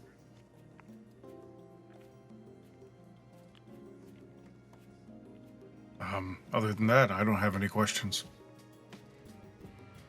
If they're okay, then that's good. Well, then I would like to speed things up if we could. The Master of Gethy Darkness was the one that was sent to retrieve Dendron and speak with you. Would it be acceptable if I were to take you to him? Yeah. Let's do it. He is here within the Platinum Wheel. The Corinthian stands. Are you sure there's nothing else I can get you?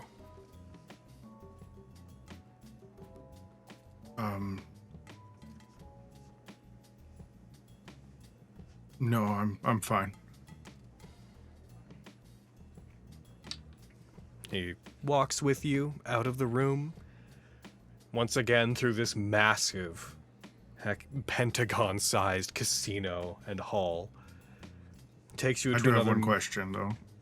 Yes, what is it? Why did you write "everything is fine" on the wall outside your office? Oh, we find that helps people to relax once they're here. Oh, okay. People That die makes under sense. strange circumstances. It's good that when they revive, they know that everything will be good.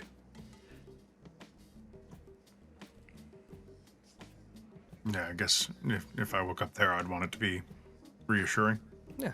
It's our way of letting people know that it's okay. They made it. They're in the good place. Well, a good place. He walks you through the facility, eventually taking you to another area. This place has been modified somewhat to accommodate our guest. So, when I open this door, please do not be surprised when, and he pushes it open, and you see what looks to be a large Eastern-style, like, Cahulian dojo, at the center of which you see an individual sitting who appears to be an ape-like individual, like a monkey-like man wearing full medium armor, sitting, his hands both clenched into fists, pressing into each other, his legs folded as he appears to be meditating in the center of the room, his fur this slightly silverish hue. There you go. This is... Oh, and he knocks on the open door. I hope we are, not intruding upon anything, Master of Gethy Darkness. To which the individual, without opening their eyes, You may send him in. I believe I'm not welcome in this chat.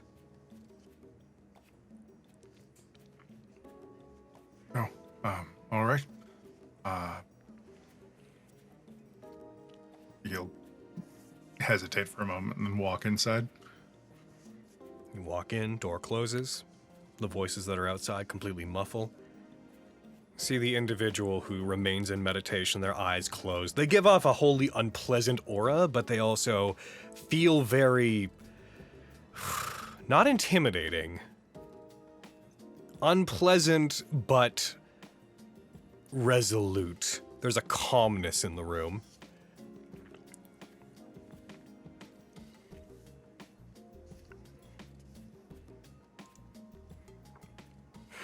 Desmond will sit down after a few moments and just give him the space to speak as he is clearly still meditating.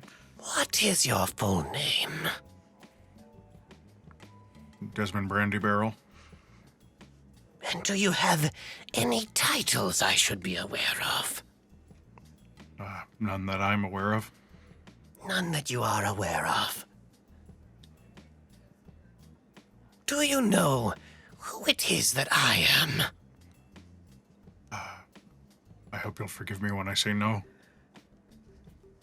I am the Twin Dragon Temple's Master of Gethy Darkness.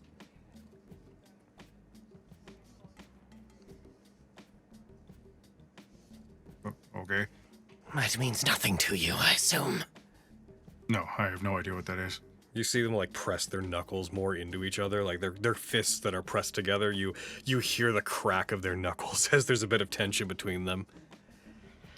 And here I was hoping the person I was sent to speak to would turn out to be a man of refinement or experience. But you have no titles to your name, no fame.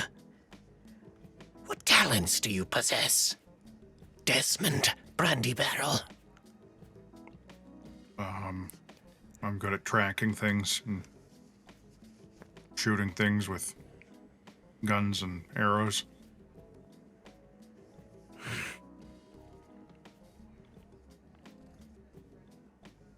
A story was brought past my ears and to the master of the Twin Dragon Temples.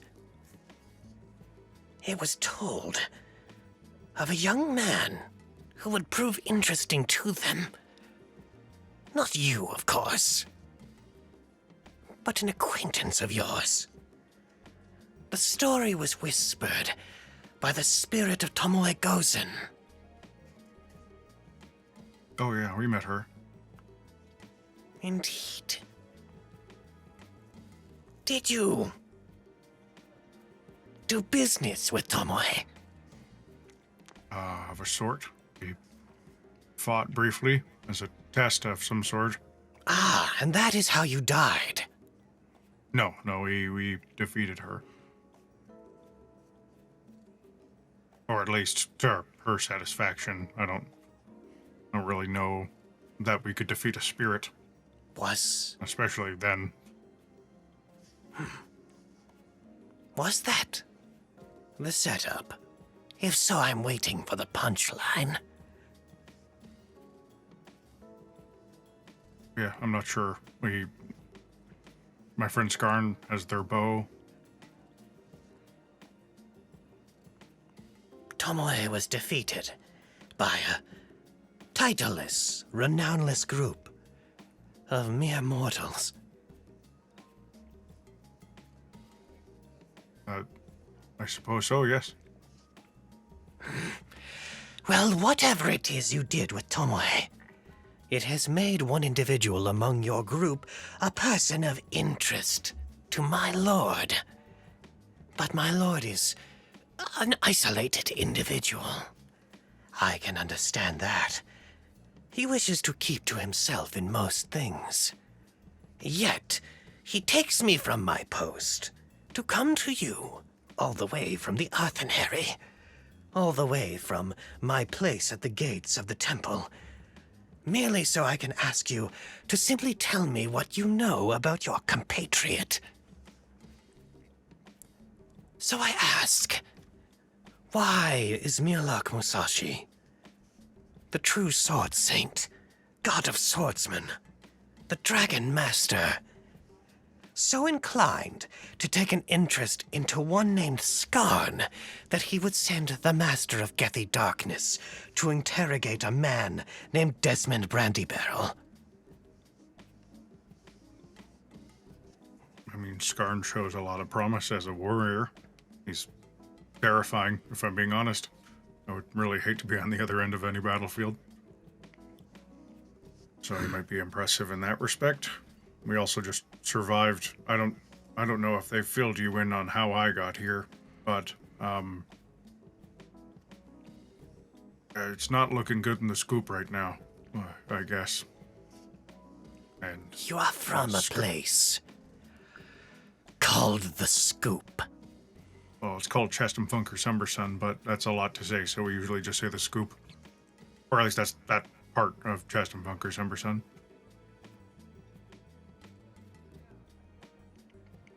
Oh, I'm from Gilligan's Pit.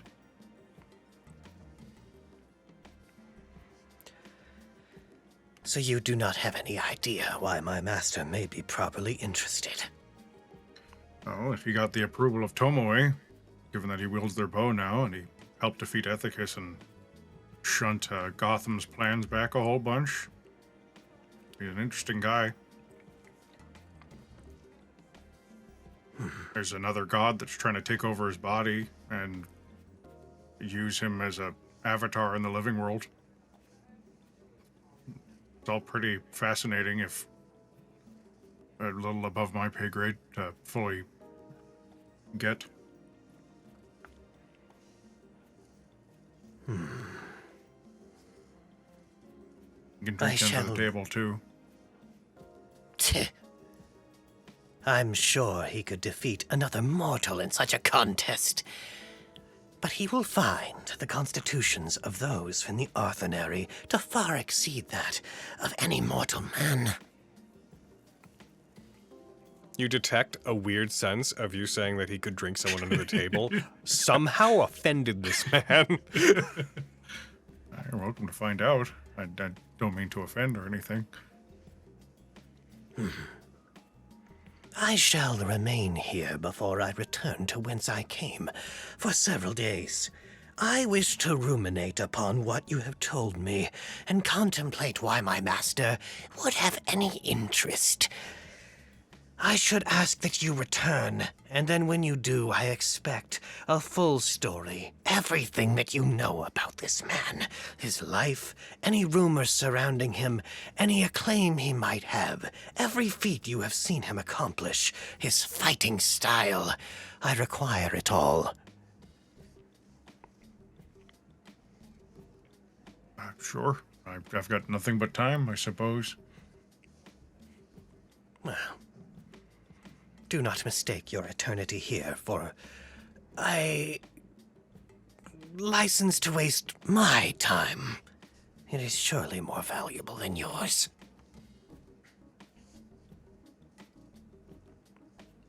I suppose. I do have some things I need to see to, though. His eyes finally open, having been closed the entire conversation. You may leave me. Return once you have recounted what I have asked for, and are able to tell me it all.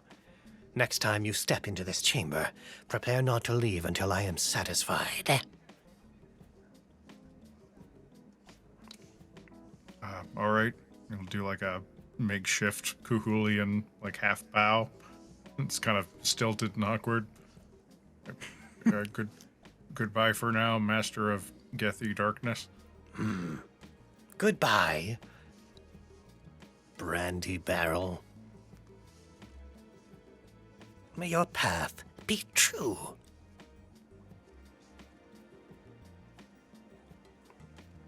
He'll step out of the room.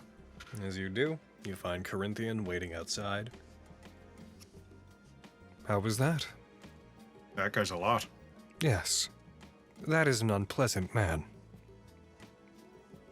I think he's jealous of Skarn. Could use that against him.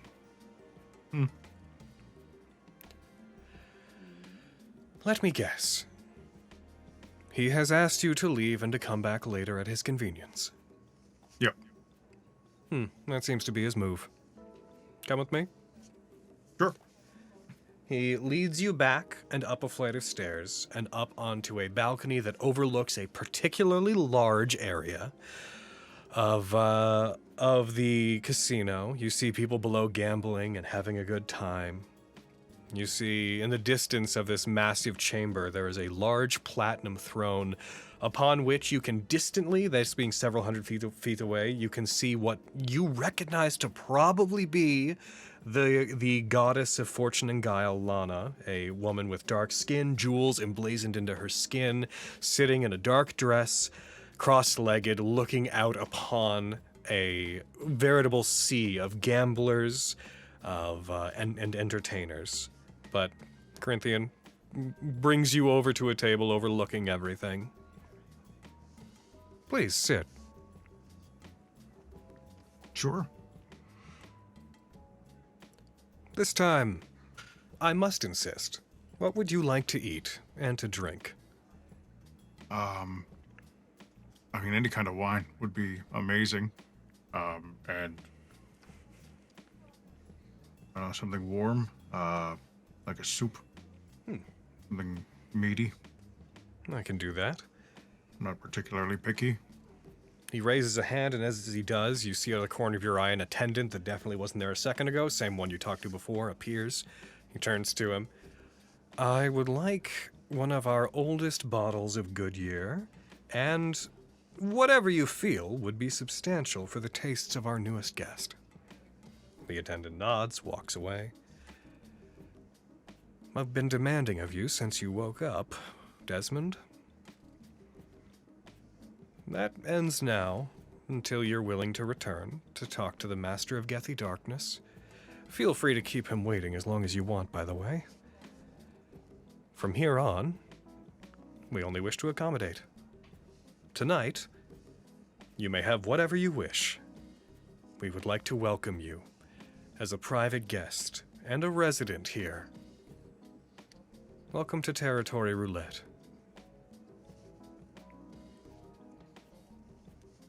Thank you. Is there anything you'd like? Not for dinner. Out of your foreseeable time here. Until such a time when eventually your soul is willing to re-enter the world. What do you see yourself doing here? I want to know what I can do to help the people who are affected by all of this. The people who are affected by the events that transpired in the pits. Yeah. Surely, in your eternal afterlife, as uneternal as it actually is, shouldn't you focus on your own enjoyment? The world of the living is not our concern here. Well, not all of them are alive anymore. I know that Leona's going to be okay, and that's good.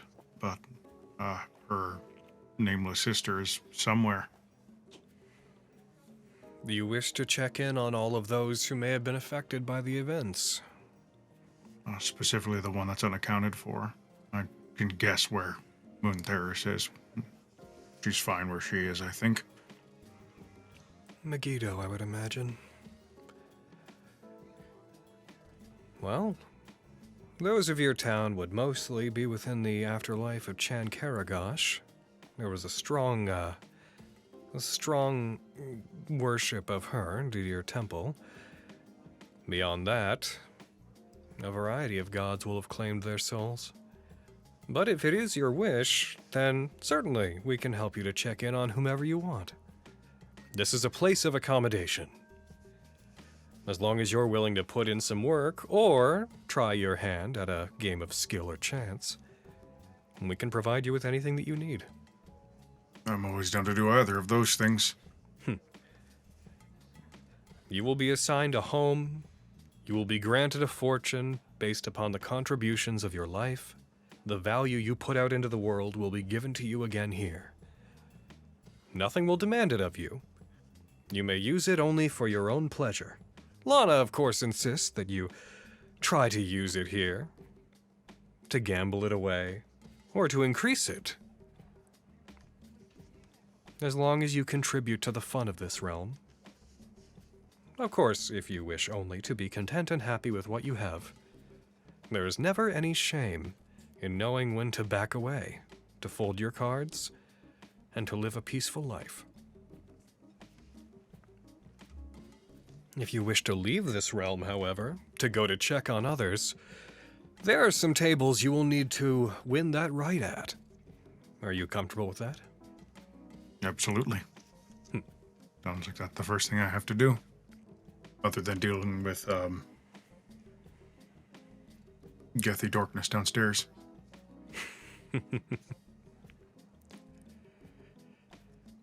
Indeed. Well then, Desmond. The individual the attendant brings back food produced auspiciously quickly for you, as well as 2 glasses into which they pour this fine wine that appears to have a green hue to it. One in front of you, and one in front of Corinthian. He takes one of them in his hand, raises it up as if to make a toast, waiting for you to do the same. He mirrors the gesture. The glasses clink together. Then here's to you, Desmond. When you wake up tomorrow morning, unencumbered by any responsibilities, what is the first thing you would wish to do? Looks like I gotta start gambling. Because there's some tables I gotta make it to. If I don't have any responsibilities, I'm gonna make some new ones. Feel The weird work- if I don't have something to do. The work never stops for you, does it? I don't think so. I suppose. That gives some credence to the old adage of dying the way you lived.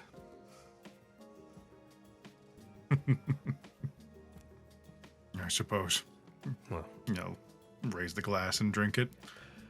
Corinthian puts it up to their mask, and without lifting the mask, they do pour it as if making the motion of drinking, and the drink goes somewhere. But I was you gonna be like don't- Desmond does with one eye. Be like, how does this work? all of the mystique of this character vanishes. Like, to you, Desmond pours it on his head. As he raises it and the two of you drink, and the hustle and bustle, the choice and relaxation of your afterlife, of the platinum wheel within territory roulette, echoes out as you prepare to return to the Master of Gethy Darkness to inform him of Skarn, so he may take that knowledge back to Mirlach Musashi.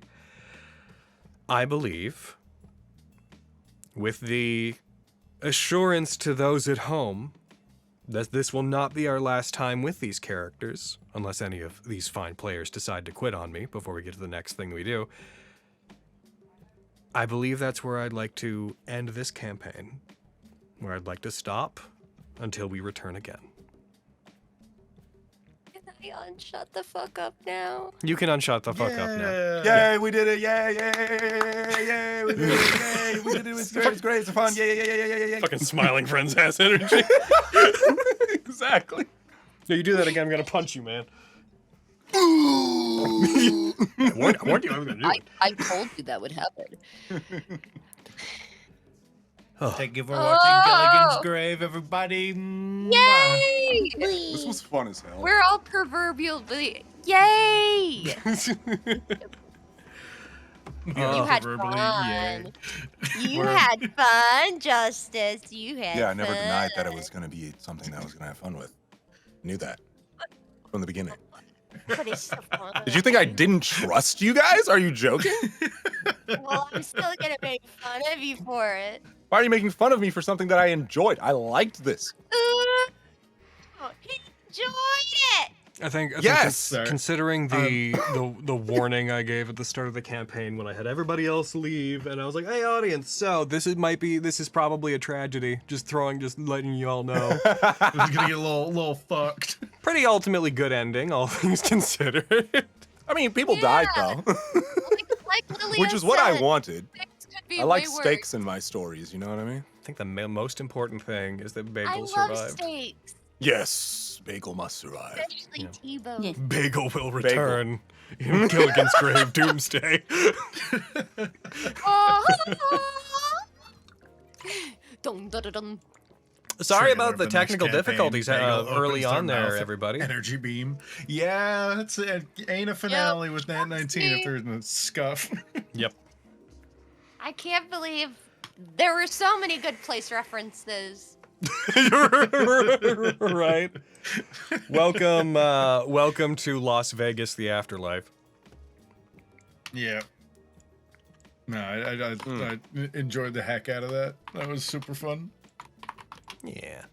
And I also was like, oh, I have the option to try and continue doing things in the afterlife. He's like, well, I'm going to make work for me, but the only way to do things here is by gambling. So I'm going to do that thing to make work for me. You get a fortune, you could spend it on work, or you could just spend the rest of your days being waited on, getting anything that you wish. So I could put that fortune into, like, making a job for myself. Yes, or you could have anything that you want. Or you could do whatever want to you work. want. I could have a I job. need to work. I had a thought halfway fucking through that, Aaron was like, oh, fucking Desmond's me. Okay. Fucking me out here being like, oh, I can't wait till next time I can go on vacation so I can take my laptop with me and I can write my next book without anything else to do. I can't wait for the thing I'm excited about for my vacation to be doing work on vacation. Mm-hmm.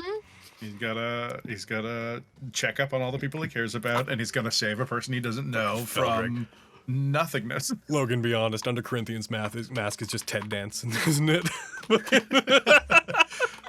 Okay, but Corinthian as played by Ted Danson would be delightful. I would love that! Oh, if I could do anything close to sounding like Ted Danson, I would, but I'm just not gonna try to fucking... He's such a the only particular reason guy. I accept aging as a concept at all is that I want to become an old guy like Ted Danson. Cut to That is 2 peak campaigns from old now. white guy. Like, When that's Corinthian's an perfect. antagonist in some campaign, and we just have the... I'm not, you know what, I'm not gonna spoil it. Fucking, but for those that haven't seen The Good Place, but the laugh. Fucking... Yes. I was really pumped for this specifically today, Aaron, because I was like, A, I want Desmond's final scene, if we can do it, to be one where he's like, yeah, you can relax. Like, you're not in danger. Like, if you choose to work, cool. You're safe. But I also was really excited because this is the first time on Nat 19 I've gotten to be like, I could show one of the Show an afterlives. afterlife. Yeah. Yeah, one of the realms. Not terribly in depth, but ba-boom. Oh. Also got to use the fuck I out got of to be a Kino, which I didn't expect. weenie. You did! I got to be a weenie in so many different ways today. I'm gonna miss Peebo. Yeah. I But got she's- to scream at Cathos. That's true. And I saw your I got to I saw your stuff in the quiet. call chat, Aaron. I saw you being like, I understand now. Circa Cathos. Yes, Yeah. I was freaking out. I'm sorry that I dropped out of. I don't know if chat was there at that point where I dropped out of character and I was like, I see what you're doing. Yep. I just need to freak out for a moment. I've been dropping very indirect hints about that basically since anyone ever asked him like why do you want to do magic? I've been like, I'm going to describe stuff that's, you know, maybe you're gonna smart it's there, can't reach it, I'm blocking it. Fucking Pepper's like, you're like me. No, baby girl, not quite. I'm No, like my that jaw guy was you out of fucking character said you dropped. should never meet. It's true. I do have a campaign called the Pepper Should Never Meet Miriam campaign. I'm recruiting a lot of great people for that. Ow, my neck. We have our pitchforks. Everybody had a pretty happy ending. Even the one who died. Yay! It's not a thing that's shown Let enough. you know the question. Like- Are you okay? I'm not, and that's why I get very specific about it in Somnus Domina. Like in all our books, I'm very much like, this is what their realm is like their divine realm, if I can help it. I do. It's a thing that I like. I don't have a lot of time to watch a lot of other D&D stuff because, you know, just really busy and it's a big time sink. But like one thing I always want from them is like the afterlife is this nebulous thing. Revival is something that a lot of games touch on. It's like, okay, cool. But like, I really want to seize on any chance I get, especially within the lore of like Somnus Domina, to be like, what does the afterlife look like? Because the whole thing is a cycle of you live, You die. After you're dead for like a little bit, you go to an afterlife that makes sense, and then you exist there in whatever context that place exists in until your soul is eventually ready to basically until your soul's washed of everything that happened in your life. You kind of forget everything that happened to you and like you're a new person, and then you pass on there and you just keep going. It's like Soul Society. The more I talk about it, it's very Soul Society. Just a cycle. Bleach. Yeah. You die, you begin a different stage of life, you live for longer probably, then you die, then you go back to the world of the living until you eventually, unless you reach enlightenment and have no mortal constraints and you do a Buddha, at which point, as you guys know from Vestige, you become a big old fucking glowing animal spirit and you stay in the afterlife forever. Yep, you're like, woo. You become an icon. But, If everyone asking about Lori, he's off with Maurice. He's fine. I am just an icon. That's where Emetrius took him when he got Spirit of the Way. it would have been great to be able to wrap up Lawrence's story and the other stuff planned for it and for Maurice. What I'll say to that is Lawrence is safe, Lawrence is out of harm's way, and Maurice is okay. Just again, I choose to Thank believe. God! I choose to believe, in the absence of on-screen confirmation, that those two managed to meet up with each other again, and Maurice is playing the role of the surrogate father figure that maybe was more Desmond's thing, but in the absence of Desmond, Maurice. Yep, they're there to help them get over not having two dads. Yep. And not having a pepper. It's okay. The first one will be back in 2 years. For those who are wondering what happens between now and our next campaign, because our next campaign is Jump Ship Junction, which will take place after Vestige, but it will not be required reading. Just this one was pretty heavily tied to stuff that happened in Vestige. Jump Ship won't be. Jump Ship's really going to be its own beast.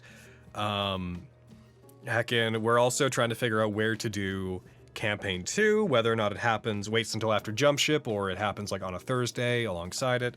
We're gonna continue Vestige, even if Vestige is under maybe a different name when we go back. I don't know, probably not, I think is the vibe.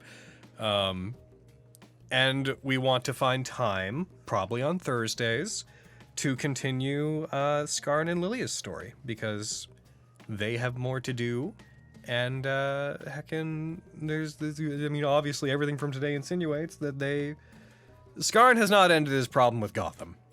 Nah. I got this tasty Gotham. was I got this crazy. tasty Gotham stat block in Risk and Reward. I have to use it at some point. Not the stat block. No. But I must Clearly, become campaign 2 stronger. is just the sleeping lady. yep. I hope that everyone looks forward to That's whatever we do crazy. next. I'm gonna try to stream a lot over the course of February, but just so everybody knows, there probably won't be any games in February. We're gonna be in a bit of a downtime period while we prep for our next campaign. But I'm gonna try to use those Saturdays to jump in and Scar could just solo Gotham. Hey, yo, square up. He's like, ow! just throwing it out there. Skarn has fewer than 100 hit points. He in fact cannot solo Gotham. Gotham can objectively currently remove him from living by saying one word. Hey, I got 20 left to get there, all right? I'm strong enough soon, okay? So if you get 20 more hit points, then at maximum hit points, he won't be able to say die without you just saying, okay.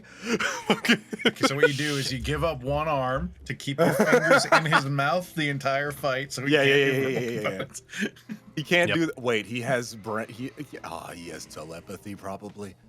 Oh shit! It's Or he's not- got, but he's got that thing Mary has got. He just writes "die" in the air, and you're like, Someone oh my asked, God, subtle spell. do we know who the players of JJ are going to be? There's one that's a bit up in the air right now. We're seeing how their schedule and whatnot are going to line up, but the players that we know are going to be there, that are going to be there for it, are returning core cast, are Hayden and Cody. And then guest players, We have Corinne. You all know Corinne. She's played with us before, part of Team 4-Star. Heckin' awesome voice actress. She recently fucking got her first leading role in an anime, which is fucking cool. Yeah. What's the anime called again? yeah. I can't remember what it was. What's the anime called It's again? down in announcements. We just, What's Yeah, the name of that let's thing? do some advertising for Corinne real quick. Yeah, we love Corinne in this house. advertise. Jack of all whatever the Jack of all trades. Yeah, it's something like that. Jack of all trades. Yeah. Yeah, they're playing the lead in Jack of all trades, so make sure Jack you of go all check that trades, out. party of none. All right. Whatever. Selma Claudel. I gotta watch it. I'm gonna wait for a little bit to come out. Then I'm gonna watch it all at once. But they're playing the lead in that, which is super cool. I've read the manga. Is it good? Yeah. It's It's one of those. Nah, it's one of garbage. those isekai like brain where like I've been kicked out of my party because I'm too good, but they don't realize that they're only good because of me. I think so. we- I'm gonna leave. I think we and make literally- everybody Fuck with think these that. I think we Guys, you'll like literally dunked on that kind of anime at one point over the course of GG. I'm pretty sure I remember us all talking about that trope. Yeah. That said, I'm happy for Corinne getting to play. Oh no, getting to lead. 100%. It's still a good job. Yep. And the other player, apart from the unconfirmed one, is Jonah Scott. He's done stuff. He's in some things. Yeah, Jonah Scott's. Yeah, he's been around. Up and coming voice actor Jonah Scott. I still feel so bad. He played for a the, dog once or when whatever. Dying Light 2 came out, and everyone's like, "Oh my God, is that Roger Craig Smith again?" He's like, "No, it's me, it's Jonah Scott." No, it's me, Like, Jonah holy Scott. shit, Matt Mercer. He's like, "No, it's Jonah No, Scott." it's me, Jonah Scott. It's in Legoshi. Yeah. He's with fucking those with low voice actors that kind of all live in this area. Jonah's like the fucking Chuck Testa of like those voice actors. Like, is that Matt Mercer? Nope, it's Jonah Scott. Is that Troy Baker? Gotcha. It's Jonah Scott. Again, but yeah, A dog kind of sounds like Sunder for some reason. yeah. But yeah, and then we have one player who I'm not going to hard confirm just because life got a bit tumultuous for them recently. So we're currently figuring out if we want to be there, and we don't want to put any expectations on them. But we'll cross that bridge by the time we get there. I'm really looking forward to it. These campaigns obviously took longer than the half a year I thought they were going to take, but I don't. It's all us playing D&D. Like, it's all good stuff. It's all happening. It's all happy. I like it. Oh. Thank you, Logan, for the campaign. Yeah, this is fucking amazing. Thank you. game. Thank you guys. I had so much fun doing this thing that I knew was going to get depressing. We told a very good story, I think. I'm I excited. definitely gonna couldn't have excited done for it the- without you. I'm excited for the Cry continuation your of little this. bitch tears. I'm excited for the continuation of this, not to have the "and everything goes wrong" caveat looming over it. This can be the fate zero of this story, and then everything that comes after it is Aaron is optimistic. not talking to him anymore. Braden says they're not talking to you anymore. Well, it's because they're too busy crying their little bitch tears. They respond, that's because you're too busy crying your little bitch tears. I'll kill you one of these. I love your campaigns. little bitch tears, Brad. Please never stop Shut crying them. I hate you. Okay, sometimes I cry my little bitch tears. That's true. All right. I think that at some point... Oh, also, I just want to throw this out there. I thought, based on the amount of content left, I thought there would be one more game. I thought we'd get to 62. You know how the thumbnails have been the cast all, like, having their back turned to the screen for the Yeah. past... Oh, is there a Desmond one? There was gonna be. I want Nobody people got to... killed. I want people to cry about this, so I'm going to tell them about it. Desmond was going to have one as well, except his was going to be the only one turned toward the audience, unlike all the others. Oh, that means we are the death. Oh, he's walking towards us. But yeah, they were all going to be looking away from it, and Desmond was going to be looking toward the audience, and it was going to be no matter what happened, because, you know, Aaron and I were pretty certain that the end of this was, you know, Desmond, even with just the Archon stuff, Desmond wasn't gonna, there was an end for Desmond, no matter what form it took. New thing for Aaron, I know, playing a character who's gonna die at the end of the campaign. But I had a final painful thumbnail. I can't show it to you. It hasn't been made yet. It was only sketched because when I got Sid to do the last 4 thumbnails, we sketched them all at once to make sure that they all were congruent. But then we ended today. So maybe we'll have like a wrap up. Maybe what we can do sometime over the next month is get everyone together on a Saturday and do like just a live Q&A for the game. That might be fun. I'd love to do that with, you know, somebody, hiccups, what up? Somebody moderating out the, but what if Desmond was a cat kind of questions. But pending that, keep your ear to the ground, buy the Paraprismatic Tempest, check out the book Where I'm a Fishman. Justice is Seed Senior. I'm the Flash. What you were bringing this back? Love that. Yeah. Love that. Love that. Yeah. Justice Seed Senior. I'm So the a lot of wits Flash. and crits, basically. Yeah. Is there any other fucking jokes we should fucking ping out that we've told over the course of the campaign? Eat your dirt. Eat your dirt. Eat your dirt. Cattywampus. Cattywampus. Yeah. Yep. If only we could Water. mushroom Oh, water. yeah, a lot of mushroom water. If only we could have Anna go off on another heckin' neurodivergent, hyper-romantic fucking tirade. Yes. Anna, But what does Lilia want for the immediate future with Sa'un? What is, as the week passes, and Lilia waits for Sa'un to come to the College of Gunguth, what is going through Lilia's mind? Oh Lord, he coming. Lord, he coming. I don't know. She could be thinking that as she's waiting for him and after he gets there. Real. Oh God, he actually did it. Oh. All right. With that, that's all the stuff. Do all the stuff. Buy all the stuff. Buy the 15 splash gifted. books. 15 gifted. Right. You fucking heard the man. Make it happen. Oh, fuck. Make it happen or he'll do that again. We can wait. Oh, wait. It's like, we can wait. Open Down, cross his Super legs. Bonk. Starts playing Super Bonk on stream. It's just like, yes. No, I Mega could be Bonk? here for Did you you. say Super Oh, did I Bonk? say Super Bonk? Yeah, Mega Bonk. That's the I lower love level. That's the so lower level. much. And super ball. Is it really? Super I didn't Bonk. know that. Oh No, shit, it's- Gotham got him. No, I always had this. Gotham fucking takes over his body. It sounds like that. Gotham. Someone who doesn't do that to bodies like, what the fuck? What's going on? It's like Gotham is just like Gotham takes over. Hey, what in God? I'm the God's name. Why? You One never thing I told me would about this power. Heck Is in- that my voice? Is that my voice?